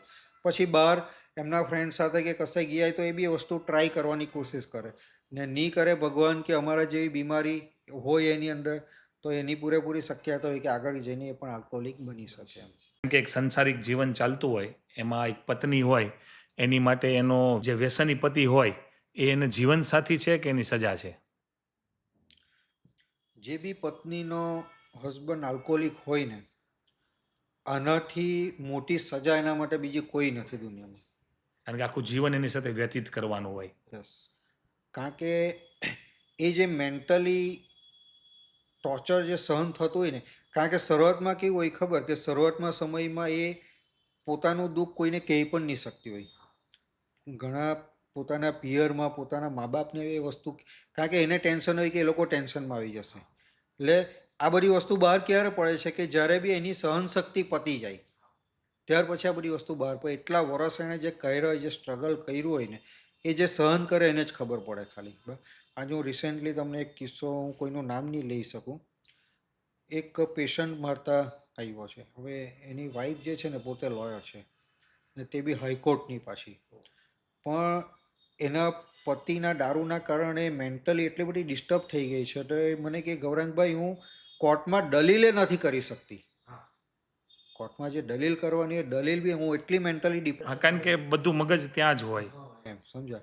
નાવા તો કઈ કેટલા કિસ્સા મારી ઓફિસમાં છે ને, તમે એકવાર સવારથી સાંજ સુધીમાં આવીને બેસો ને, ખાલી તમે ત્યાં સોફા પર બેસીને રડ્યા જ કરો ખાલી, બોલો. એવા એવા દુઃખ છે લોકોને. લોકોના દુઃખ દર્દ તમે સાંભળો ને, લોકોની કહાની સાંભળો ને, તો તમે આના માટે અંદરથી બહુ સ્ટ્રોંગ થવું જરૂરી છે. ને મારી પાસે એવા એવા લોકોનું અમારું જે 1-to-1 કાઉન્સલિંગ થાય, આજે દારૂ પીવાવાળા છે ને બહુ બધા પાપ કરીને આવલાય. ની કરવાની વસ્તુ દારૂએ કરાવેલી હોય, બરાબર. દારૂમાંથી બહાર કાઢવા માટે, જેમ મેં તમને કીધું કે શરૂઆતમાં કેમ એમનું શરીર ડિટોક્સ કરવામાં આવે, એમના શરીરમાંથી દારૂ કાઢવામાં. શરીર ડિટોક્સ થાય એટલે શરીર કામ કરતું થઈ જાય, ભૂખ લાગવા માટે ખોરાક લેવાતો થઈ જાય, પછી એમના જે શોખ દારૂએ મારી રાખેલો એ બધા જીવિત થઈ જાય, સારા કપડાં પહેરવાનું મન થાય, સારી સારી વસ્તુ ખાવાનું મન. એ જ પ્રમાણે માઇન્ડનું ડિટોક્સ થવું બહુ જરૂરી છે. એ પ્રમાણે એની અંદર જે આ બધું છુપાયેલું છે, જે ભરીને બેઠેલા છે, જે દારૂને જે પોતાના મિત્ર માનતા હતા, કોઈ હાથે શેર નહીં કરતા તે બધી વસ્તુ, એ ત્યાં આવીને બધું શેર કરે છે પછી, બરાબર. ને જેમ જેમ અંદરથી ખાલી થાય ને બધું, તેમ તેમ એની અંદર આ પ્રોગ્રામનું ઉપરથી અંદર ઉતરે પછી એમ. આ એક શેરિંગ એક બહુ મહત્વનો ભાગ છે આમાં. કોઈ બી વ્યક્તિ જો કે તમારી પાસે આજે તમે સુસાઇડને બધા કેસ લેવો, મોસ્ટલી તમને એવું કે એ વ્યક્તિ પાસે એવો કોઈ વ્યક્તિ નહીં હતો કે જ્યાં એનો દુઃખ એ બોલીને, નહીતર એ જીવી જતે. જીવી જતે. હા, તો શેરિંગ પોતાની વાતને, આજે હું આટલું ઓપનલી તમારી સામે મારી હિસ્ટ્રી કહું છું, હું ચોર હતો, મેં ચોરી કરી છે મારા ઘરમાંથી, મેં ખોટું બોલ્યો છું, બધું જ કર્યું છે મેં, બરાબર. આ એક શેરિંગનો પાવર છે મારી અંદર. હા, અને એક હિંમત હોવી જોઈએ, કારણ કે અને મને ખબર છે કે હું દારૂડિયો હતો ત્યારે આખી દુનિયા મને જાણતી હતી, સમજી લો. ભલે હું મારી જાતથી મેં પોતાને એટલો હોશિયાર સમજતો હતો મેં કે કોઈને કંઈ ખબર નથી, પણ બધાને જ ખબર હતી. હું દારૂ અમારો મતલબ ટ્રીટમેન્ટ લઈને આવ્યો ને, 2 વર્ષ સુધી એવા લોકો મને મળતા કે જે મને જોતા ને એટલે મને એમ કહેતા કે ખરેખર તું એ દારૂ છોડી દીધો એમ. ત્યારે મને એવું વિચાર કે સાલી આને હો ખબર હતી કે મેં પીતો હતો. જ્યારે પીતા હોય ને ત્યારે એમ લાગે કે આને નથી ખબર. પછી એક કિસ્સો કેમ તમને બીજો, કે અમારા બારડોલીમાં છે ને એક ઈંડાવાળો છે ભજન, બહુ પ્રખ્યાત છે. તો હું જ્યારે દારૂ પીતો ને ત્યારે ત્યાં જ ખાવા જતો એમ. પરિસ્થિતિ એવી હોય ને, મારી ખિસ્સામાં પૈસા બી નહીં હોય કે કંઈ નહીં, પણ એ લોકો બિચારા એટલા સારા હતા ને કે તો બી 1 કે 2 ઈંડાની હફરાઈ કે ખીમો બનાવીને મને ખવડાવતા. એ લોકો જ 2 જણા બાઇક પર વચ્ચે બેસાડીને મને ઘરે મૂકવા બી આવતા, સમજ્યા. એટલી તો બી હું ગાડ એ લોકોને જ આપતો પાછો એમ, સમજ્યા. તો 2 વર્ષ થયેલા હતા મને બોમ્બેથી ને TCT મેં સ્ટાર્ટ કરી દીધું હતું. બહુ સમય પછી મને ઈચ્છા થઈ ઈંડા ખાવાની પાછી, કે ચાલ આજે ત્યાં ખાવા માટે જાઉં. તો મારા કાકાના મિત્ર હતા, તો એમણે મને એ લારી પર ખાતા જોયો. એટલે એમણે જો ત્યાં જોયો ને એટલે મારી જૂની ઇમેજ એમના માઇન્ડમાં આવી ગઈ કે સાલો આજે અહીંયા ખાવા આવ્યો એટલે 100% એણે દારૂ પીધો. એટલે મારા કાકાનો ફોન આવ્યો મારી પર ને ચાલુ ફાયરિંગ, તું એ આજે દારૂ પીધો છે, તું ત્યાં ખાવા ગયો છે, બધી મને ખબર છે, હમણાં બોમ્બે ફોન કરું છું, ગાડી બોલાવું છું, હવે 2 વર્ષ માટે તને ત્યાં નાખી દેમ છું એમને તેમ, બરાબર. એટલે હવે દારૂ પીધો ત્યારે હાંભો એ કરતો એમ, બરાબર. હવે તો એટલી તો વસ્તુ મારી અંદર હું લાવી ગયેલો હતો કે ચાલ ભાઈ, મેં કાકાને કીધું મૂકું તમે ક્યાં છો, તો એમણે કીધું હું ઘરે છું. કઈ વાંધો, મૂકું તમે ફોન મૂકો, હું 45 મિનિટમાં તમારી સામે આવી જાઉં. તમને 1% જેટલું બી એવું લાગશે કે મેં દારૂ પીધો છે, મારામાંથી વાસ આવે કે કંઈ બી, તો તમારે મૂકવાનું, હું મારી જાતે જ ત્યાં જતો રહેવા. હું એમની સામે ત્યાં ગઈને હાજર થઈ ગયો, એમણે બધી ના તો ઓકે છે, પતી ગયું. હમણાં જો દારૂ પીધો ને મારે આ કેમ, કારણ કે આ સમજ શક્તિ હું મારી અંદર લાવી શકેલો હતો. હમણાં બીજો કોઈ વ્યક્તિ હોય, સાલો મેં નથી પીધું તો બી મારી પર શક કરે છે, તો બી આવું કહે છે, હવે પીને બતાવું. હા, એવું કરે, હવે પીને બતાવે. આ સ્વીકારપણાની જરૂર છે, કારણ કે મેં જે 18-20 વર્ષ દારૂ પીધો ને, તમારા ઘરવાળાને દિવસના તારા બતાવ્યા છે મેં. આટલા લોકોની વચ્ચે દારૂ પીને બેસતો, નકરી વાસ આવે મોઢામાંથી, તો કોઈ જે સ્વીકાર્યું નથી કે અમે પીધો. ના રે, તો માવો ખાધો, માવાની સ્મેલ આવે. સમજાય એમ. એટલે આ વિશ્વાસ કમાવવો પડે, આવવાનો નથી એમ, સમજ્યા. ગૌરાંગભાઈ, વ્યસનની જે આપણે વાત કરી રહ્યા છીએ, એટલે સૌથી અઘરું અને કઠિન વ્યસન કયું છે? દારૂ, ગાંજો કે માનસિકતા? જો આની એવી કોઈ માત્રા નથી, સમજ્યા, કે આ વ્યસન વધારે ખરાબ કે પેલું વ્યસન. કોઈ પણ વસ્તુ તમે લિમિટથી વધારે લો એટલે નુકસાન કરે છે. આજે ઘણા લોકોની માનસિકતા દારૂ પીવાવાળા હોય ને, એની કેવી હોય ખબર, હું તો આ બ્રાન્ડનો જ પીમ, બરાબર. એટલે આપણને એવું નહીં, તમે ભલે 5,000ની બોટલ પીઓ, પણ તે લિમિટની બહાર તમે પીઓ એટલે એ બી નુકસાન કરવાનું. ને તમે 50 રૂપિયાવાળું પીતા હોય તે બી લિમિટની બહાર પીઓ એટલે નુકસાન કરવાનું, બરાબર. પ્લસ તમે દારૂ પીઓ છો, તમે ગાંજો પીઓ છો કે તમે બીજું કોઈ ડ્રગ્સ કરો છો, એની હાથે આ વસ્તુને કોઈ લેવા દેવા જ નથી. આ એક ઓબ્સેશનની બીમારી છે. જેમ કે જો દારૂ પીવાવાળાને દારૂનું ઓબ્સેશન હોય, એને ડ્રગ્સમાં ને એમાં એટલો ઇન્ટરેસ્ટ નહીં આવતો હોય.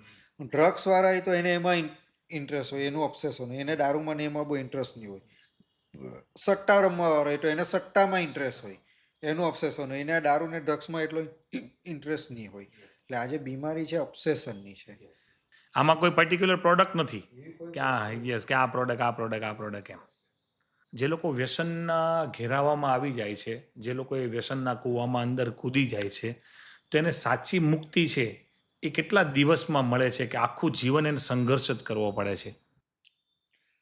ના, આખું જીવન સંઘર્ષ કરવો પડે એવું નથી. જો પ્રોપર મેં તમને કીધું કે શારીરિક આખું બોડી ડિટોક્સ થવામાં 21 દિવસનો સમય લાગે. કે મારા શરીરમાં જે નિકોટિન હોય કે જે આ દારૂના કણો જે બી હોય એ પૂરેપૂરા મારા શરીરમાંથી નીકળવામાં 21 દિવસ લાગે. બરાબર. પણ ખાલી શરીર ડિટોક્સ થઈ જવાથી આ 10%નું કામ થયું. ત્યાર પછી મેં જેમ કીધું તેમ મારી અંદર માનસિક સુધાર અને આધ્યાત્મિક જાગૃતિ. અમારો જે પ્રોગ્રામ છે ને એને 1 day at a ટાઈમ કહેવાય, એક દિવસના હિસાબે. આજે સવારે મેં ઉઠ્યો, આજના દિવસે ખાલી મારે એ વિચાર કરવાની જરૂર છે, એ વસ્તુ પર કામ કરવાની જરૂર છે કે આજે મારે એવું કોઈ કામ કરવાનું નથી કે જેના કારણે દારૂ ફરી મારા હાથમાં આવી શકે. મારે એવી કોઈ જગ્યા પર જવાનું નથી, મારે એવા કોઈ લોકો સાથે ભેગા થવાનું નથી. સમજીએ? વધારે મારે થાક લાગે એવું કામ કરવાનું નથી. બરાબર. કે પછી વધારે પડતું એક્સાઇટમેન્ટ આવે. આમાં શું છે, જો દારૂડિયાની એક બહુ મોટું અમારી ઓકાત જ નથી આ બધી વસ્તુ. વધારે પડતું એક્સાઇટમેન્ટ કે વધારે પડતા ઇમોશન્સ હેન્ડલ કરવાનું. આવી દરેક પરિસ્થિતિમાં અમને હંમેશા દારૂ યાદ આવે. સમજી ગયા? એટલે આ બધી વસ્તુને એક દિવસ પ્રમાણે મારે મગજમાં રાખીને આગળ વધતું રહેવું પડે. મેં તમને આ લોંગ ટાઈમ પ્રોસેસ છે. આ 3-4 મહિનાનું કામ નથી આ. સમજી ગયા? એટલે મેં કેટલું આજે મેં 10 વર્ષ 11 વર્ષ કર્યા તો એ મારે ભૂલી જવાનું છે. આજનો જ દિવસ ખાલી. યસ આજે જ પાછું કાલે પાછું રિસ્ટાર્ટ છે, કાલે પાછું એને પછી પાછું રિસ્ટાર્ટ છે, એટલે રોજે એક કદમ ઉપર ધ્યાન રાખવું જરૂરી છે. બસ. અને બાકી હું તો એટલું કહી શકું કે જો મારા જેવો થર્ડ ક્લાસ વ્યક્તિ જો આમાંથી નીકળીને આજે અહીંયા સુધી પહોંચી શકતો હોય ને, તો હું નથી માનતો કે દુનિયામાં એવો કોઈ વ્યક્તિ હોય કે જેના માટે આ વસ્તુ અશક્ય હોય. સમજ્યા? મિત્રતાના નામે કેટલા લોકો નાશ પામે છે કે ચાલ ને તું તો મારો દોસ્તાર છો, આજે 2 પેક મારી લઈએ, આ તે તું તો મારો ભાઈ છો, આજે તો એમ કે પેલી છોડીને ચાલી ગઈ તો 2 પેક મારવા પડશે. પછી ઘણીવાર એવું થાય કે 2 મિત્ર હોય, એમાં એક મિત્ર છે ને એ ગરીબ હોય, એની પાસે પૈસા ન હોય, એને વ્યસન હોય, દારૂ પીવો હોય. એક છે એ પૈસાવાળો હોય, એટલે કે તું ચિંતા ન કરને, હું બેઠો છું ને. એટલે રોજ પેલાને બોલાવી લે અને આ તરફ વાળે. તો મિત્રતાના કારણે કેટલા લોકો નાશ પામતા હશે. આનું એક સીધું ઉદાહરણ તમને આપું કે અમારું જે બારડોલી ખરું ને, અને NRI કહેવાય, મિની પેરિસ કહેવાય. અમારું બારડોલી કે આજુબાજુના જેટલા બી ગામડા છે ને એમાં 70% લોકો બધા NRI. NRIની છે ને સિઝન હોય નવેમ્બર ડિસેમ્બરની, કે દર 2-3 વર્ષે નવેમ્બર ડિસેમ્બરમાં એ લોકો બધા આવે. હવે અમેરિકા યુએસથી એ લોકો આવે એટલે એ લોકો પાસે પરમિટ હોય, એટલે પરમિટનું એરપોર્ટ પરથી ઉતરે એટલે ત્યાંથી એ લોકો લઈને જ આવે. હવે એ લોકો તો આખું વરસ ત્યાં મોટેલમાં કામ કરતા હોય, અહીંયા 1-2 મહિના એન્જોયમેન્ટ માટે આવેલા હોય. એટલે એ લોકો તો ફૂલ રોજનું જ કોઈને કોઈ ખેતરમાં ફાર્મ હાઉસમાં પાર્ટીનું આયોજન હોય. હવે એ લોકોની સેવામાં આપણા જે અહીંના લોકલ હોય એ લોકોને ફ્રીમાં મળતું હોય ખાવા પીવાનું, એ લોકો એ લાગી જાય એ લોકો ખાતે. હવે પેલા લોકો તો 1-2 મહિના પછી અમેરિકા ચાલ્યા જાય, ફરી પાછા મોટેલમાં લોકોના કામમાં ને ડોલર છાપવા લાગે. અહીંયા આપણા એ ધંધે લાગી જાય. પછી એ જે 500 રૂપિયા હોય તો 50 રૂપિયા હોતા થઈ જાય પછી. એટલે આ વસ્તુ મેટર કરે છે આ વસ્તુ એમ. પછી બહુ ખતરનાક વાક્ય છે આ જે વ્યસનીઓનું. મેં તો ઘણી વાર સાંભળ્યું છે અને ઘણા લોકોએ સાંભળ્યું છે કે એકવાર ટ્રાય કરને એમાં શું જાય છે. એ કેટલો ખતરનાક શબ્દ છે. બહુ ખતરનાક છે. એકવાર ટ્રાય કરને. શરૂઆત જ તો આનાથી થાય છે એમ. સમજી ગયા? જાણે આજે ચાલો તમે ચોકલેટ ખાધી જ નથી, તમને ચોકલેટનો સ્વાદ જ નથી ખબર, તો તમારી પાસે 1000 ચોકલેટ મૂકેલી ને તો તમને ખાવામાં ઇન્ટરેસ્ટ નહીં લાગશે. દારૂ આટલો કડવો લાગે તો બી કેમ આટલો ભાવે? એની અંદર કંઈક તો એવું છે ને. એટલે એકવાર જો એની એલર્જી મને લાગી ગઈ એટલે કોઈના કહેવાથી કે ગમે તે રીતે એટલે મેં ન અપનાવ્યું અમારી જાતે. પછી હવે મને એની લત લાગી ગઈ, એની બીમારી લાગી ગઈ, એનો જવાબદાર હું પોતે છું એમ. ભલે તમે મને આગ્રહ કર્યો પણ તમારો આગ્રહ સાચો છે કે ખોટો છે એ પારખવાની શક્તિ મારી અંદર યસ, હોવી 100%ની વાત હોય. હવે આજે સમજી લો ને કે વાટકામાં ઝેર પડ્યું હોય ને હું એમ કહું કે એકવાર ટ્રાય કર, એ પીવું ન પીવું એ આપણે કે આ મરી જવાના છીએ, આ થોડું પીવાય. જોઈએ. હા બસ એમ. પછી મેં છે ને ઘણી વાર જોયું પણ છે, આપણે વાત કરીએ છીએ ને થોડુંક ફની મોમેન્ટ છે, પેલું આમ છાંટા નાખી એ શું કરતા હોય? હા એટલે એ પેલું કહે ને હવે અમે 4 જણા છે રોજ સાથે પીવાવાળા. હવે આજે એમાંથી એક ગેરહાજર છે તો એના નામના છાટા કે ઉડાડવા. એને મળી ગયો. એટલે એની કોઈ એવો કિસ્સો તમે કહો કે જે તમને આમ હજુ પણ યાદ હોય? એટલે ખરેખર તો હું તમને કહું ને કે મેં તમને કીધું ને કે આ બીમારીમાંથી બહાર નીકળવા માટે શારીરિક અને માનસિક, શારીરિક સુધાર, માનસિક બદલાવ અને આધ્યાત્મિક જાગૃતિ, આ 3 વસ્તુની બહુ જરૂર છે. મારી અંદર આધ્યાત્મિક જાગૃતિની શરૂઆત ક્યારે થયેલી એ તમને કેમ. હું પીતો હતો ત્યારે હું માનતો હતો કે હું મંદિરે જાઉં છું, બધું કરું છું, પણ એ ખરેખર હું આધ્યાત્મિક નહીં હતો, એ ભગવાનને બી ઉલ્લુ બનાવતો હતો. જ્યારે હું બોમ્બે ટ્રીટમેન્ટમાં હતો ને તો ત્યારે અમુક સેશન મેં સાંભળતો ને તો એક વસ્તુ રિયલાઇઝ થયેલું મને. હું છે ને દારૂ પીને મારી અંદર એક કીડો હતો શિરડી જવાનો. બરાબર. દારૂ પેલો પીધો એટલે હાથ ઊંચા કરીને બાબા કા બુલાવા આયા હે, પેલો કહે ને બુલાવા આયા. ચાલતા ચાલતા જતા ને બધા સંઘ જાય ને.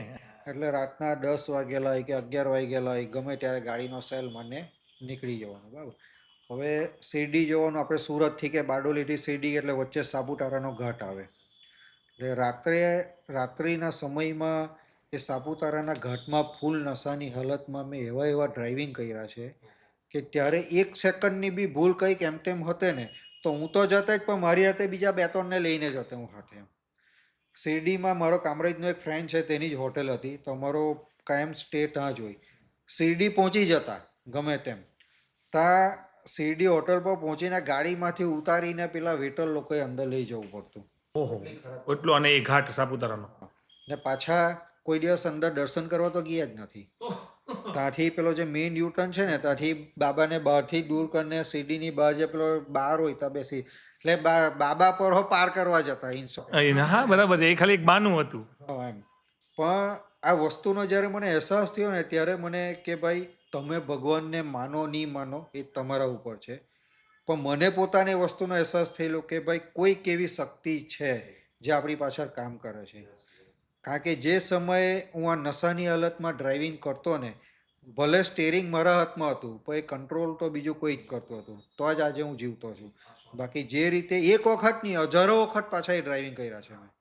બરાબર. એક વખત નાના મોટા એક્સિડન્ટ પણ થયા છે પણ એવું નથી થયું કે બહુ મોટું નુકસાન. પણ તે સમયે મારા માટે એક પેલું કહે ને કે સિગ્નલ હતો કે ભાઈ આજે અહીંયા જ થયું છે હવે અટકી જા, કાલે આનાથી મોટું બી થઈ શકે. પણ ત્યારે મારી દારૂએ તને મારું સદબુદ્ધિ મારી બંધ કરી દીધી. ત્યારે ઉલટું આવું કંઈ થાય બચી જાય એટલે ભાઈનું ડ્રાઇવિંગ. હા એવા એમ સમજ્યા.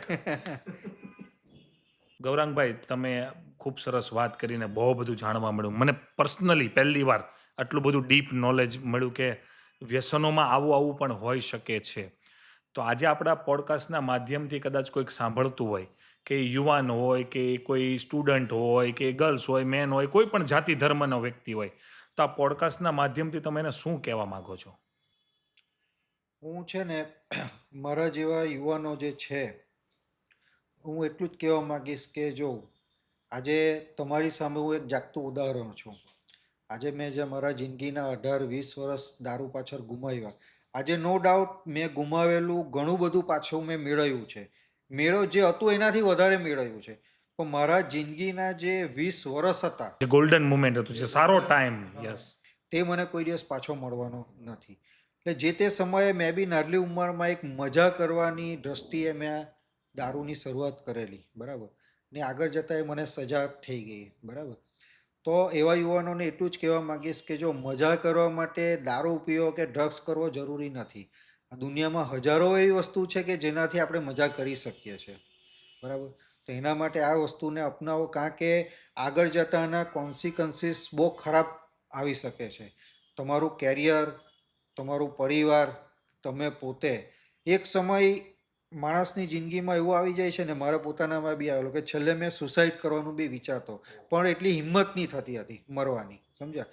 કારણ કે સેલ્ફ કોન્ફિડન્સ જે હોય ને તે એટલું હદ પારો કે હવે હું કંઈ કરી જ નથી શકવાનો એમ, સમજ્યા? મારી આગળ પાછળ બધા લોકોને જોતો, જે નહીં એ લોકો જેવી હું મજા કરી શકતો, નહીં હું કામ કરી શકતો, કોઈ વસ્તુ નહીં. એટલે આજે કે આ વસ્તુ એવી છે ને કે એલર્જી, કોઈ બી એલર્જી લગાવવા માટે આપણે આપણે આપણા શરીરને લગાવવી જરૂરી છે. જ્યાં સુધી તમે એ વસ્તુને લગાડશો જ નહીં, એનાથી દૂર રહેશો એટલું સારું છે. બાકી મજા કરવા માટે બધી બહુ વસ્તુ છે, એનાથી તમે મજા કરો. આ બધી વસ્તુ બહુ એટલે બહુ મોટી દુશ્મન છે એમ. એટલે અને છતાં પણ જો કદાચ તમે આના શિકાર બની ચૂક્યા છો, કે તમારી જાણમાં કોઈ, તમારા પરિવારમાં કે સગા સંબંધીમાં કે મિત્ર વર્તુળમાં એવું કોઈક હોય, તો તમે ચોક્કસપણે એકવાર ટીસીટી વ્યસન મુક્તિ કેન્દ્રનો સંપર્ક કરી શકો છો. અને આ પોડકાસ્ટના માધ્યમથી એક વસ્તુ હું ચોક્કસપણે કહેવા માગું છું કે અમારતા કોઈ પણ વ્યક્તિની આઈડેન્ટિટી કોઈ પણ દિવસ બહાર પડતી નથી. અમારી સૌથી મોટી પ્રાયોરિટી આ છે. એટલે તમારી માહિતી એકદમ ગુપ્ત રાખવામાં આવશે, બરાબર? અને તમને જે યોગ્ય માર્ગદર્શનની જે, તમને જે સવાલ હોય, તમારા સવાલ તમે મને પૂછી શકો છો, અને એના સચોટ તમને એના સાચા જવાબ મળશે અને સચોટ માહિતી મળશે. આપણે હવે પોડકાસ્ટના એન્ડ તરફ જઈએ છીએ, એટલે એન્ડિંગ પોઈન્ટની અંદર હું તમને એટલું જ કહેવા માગીશ દર્શક મિત્રો કે આખું પોડકાસ્ટ એન્ડ સુધી સાંભળ્યું એ બદલ થેન્ક યુ વેરી મચ. ટીસીટી ગૌરાંગભાઈએ ભગવાને એક નવો જન્મ આપ્યો, અને નવો જન્મ આપ્યા પછી જે આ સમાજ સુધારા તરફ એમનું જે આ મુહિમ ચાલે છે, એ મુહિમની અંદર ઘણા પરિવારની અંદર ઘણા માતા પિતાઓ, એમના બાળકો, ઘણા સંસારિક જીવન જીવતા લોકો, દોસ્તાર મિત્રો કે યાર મિત્ર કે સેલિબ્રેશનના નામે જે પણ વ્યસનની અંદર સપડાઈ ગયા હો અને બહાર ન નીકળી શકતા હો, તો ટીસીટી કેન્દ્રનો ગૌરાંગભાઈનો સંપર્ક કરજો. ખૂબ જ સરસ વ્યક્તિ છે. અને પોતે કે આજે આ પોડકાસ્ટની અંદર પહેલી વાર મારો one of the best podcast કહેવાય કે જીવનની અંદર સત્ય બોલવું અને સ્વીકારવું ને એ લગભગ કોઈનામાં હિંમત નથી હોતી. એમને એમની પોતાની પૂરી લાઈફની જર્ની સત્ય આ ઓન સ્ક્રીન કીધી છે, તો એમને પોતે એક્સપિરિયન્સ કર્યો છે. તો મિત્રો, આવા વ્યસન તરફ કે આવી કોઈ પણ ખોટી હેબિટ તરફ કે લક્ઝરીની ફીલ કરાવવા માટે કે અમે તો લક્ઝરી છીએ, તો આની તરફ જતા નહીં. કારણ કે જીવનની અંદર છે ને આયુષ્ય ટૂંકી થઈ જશે.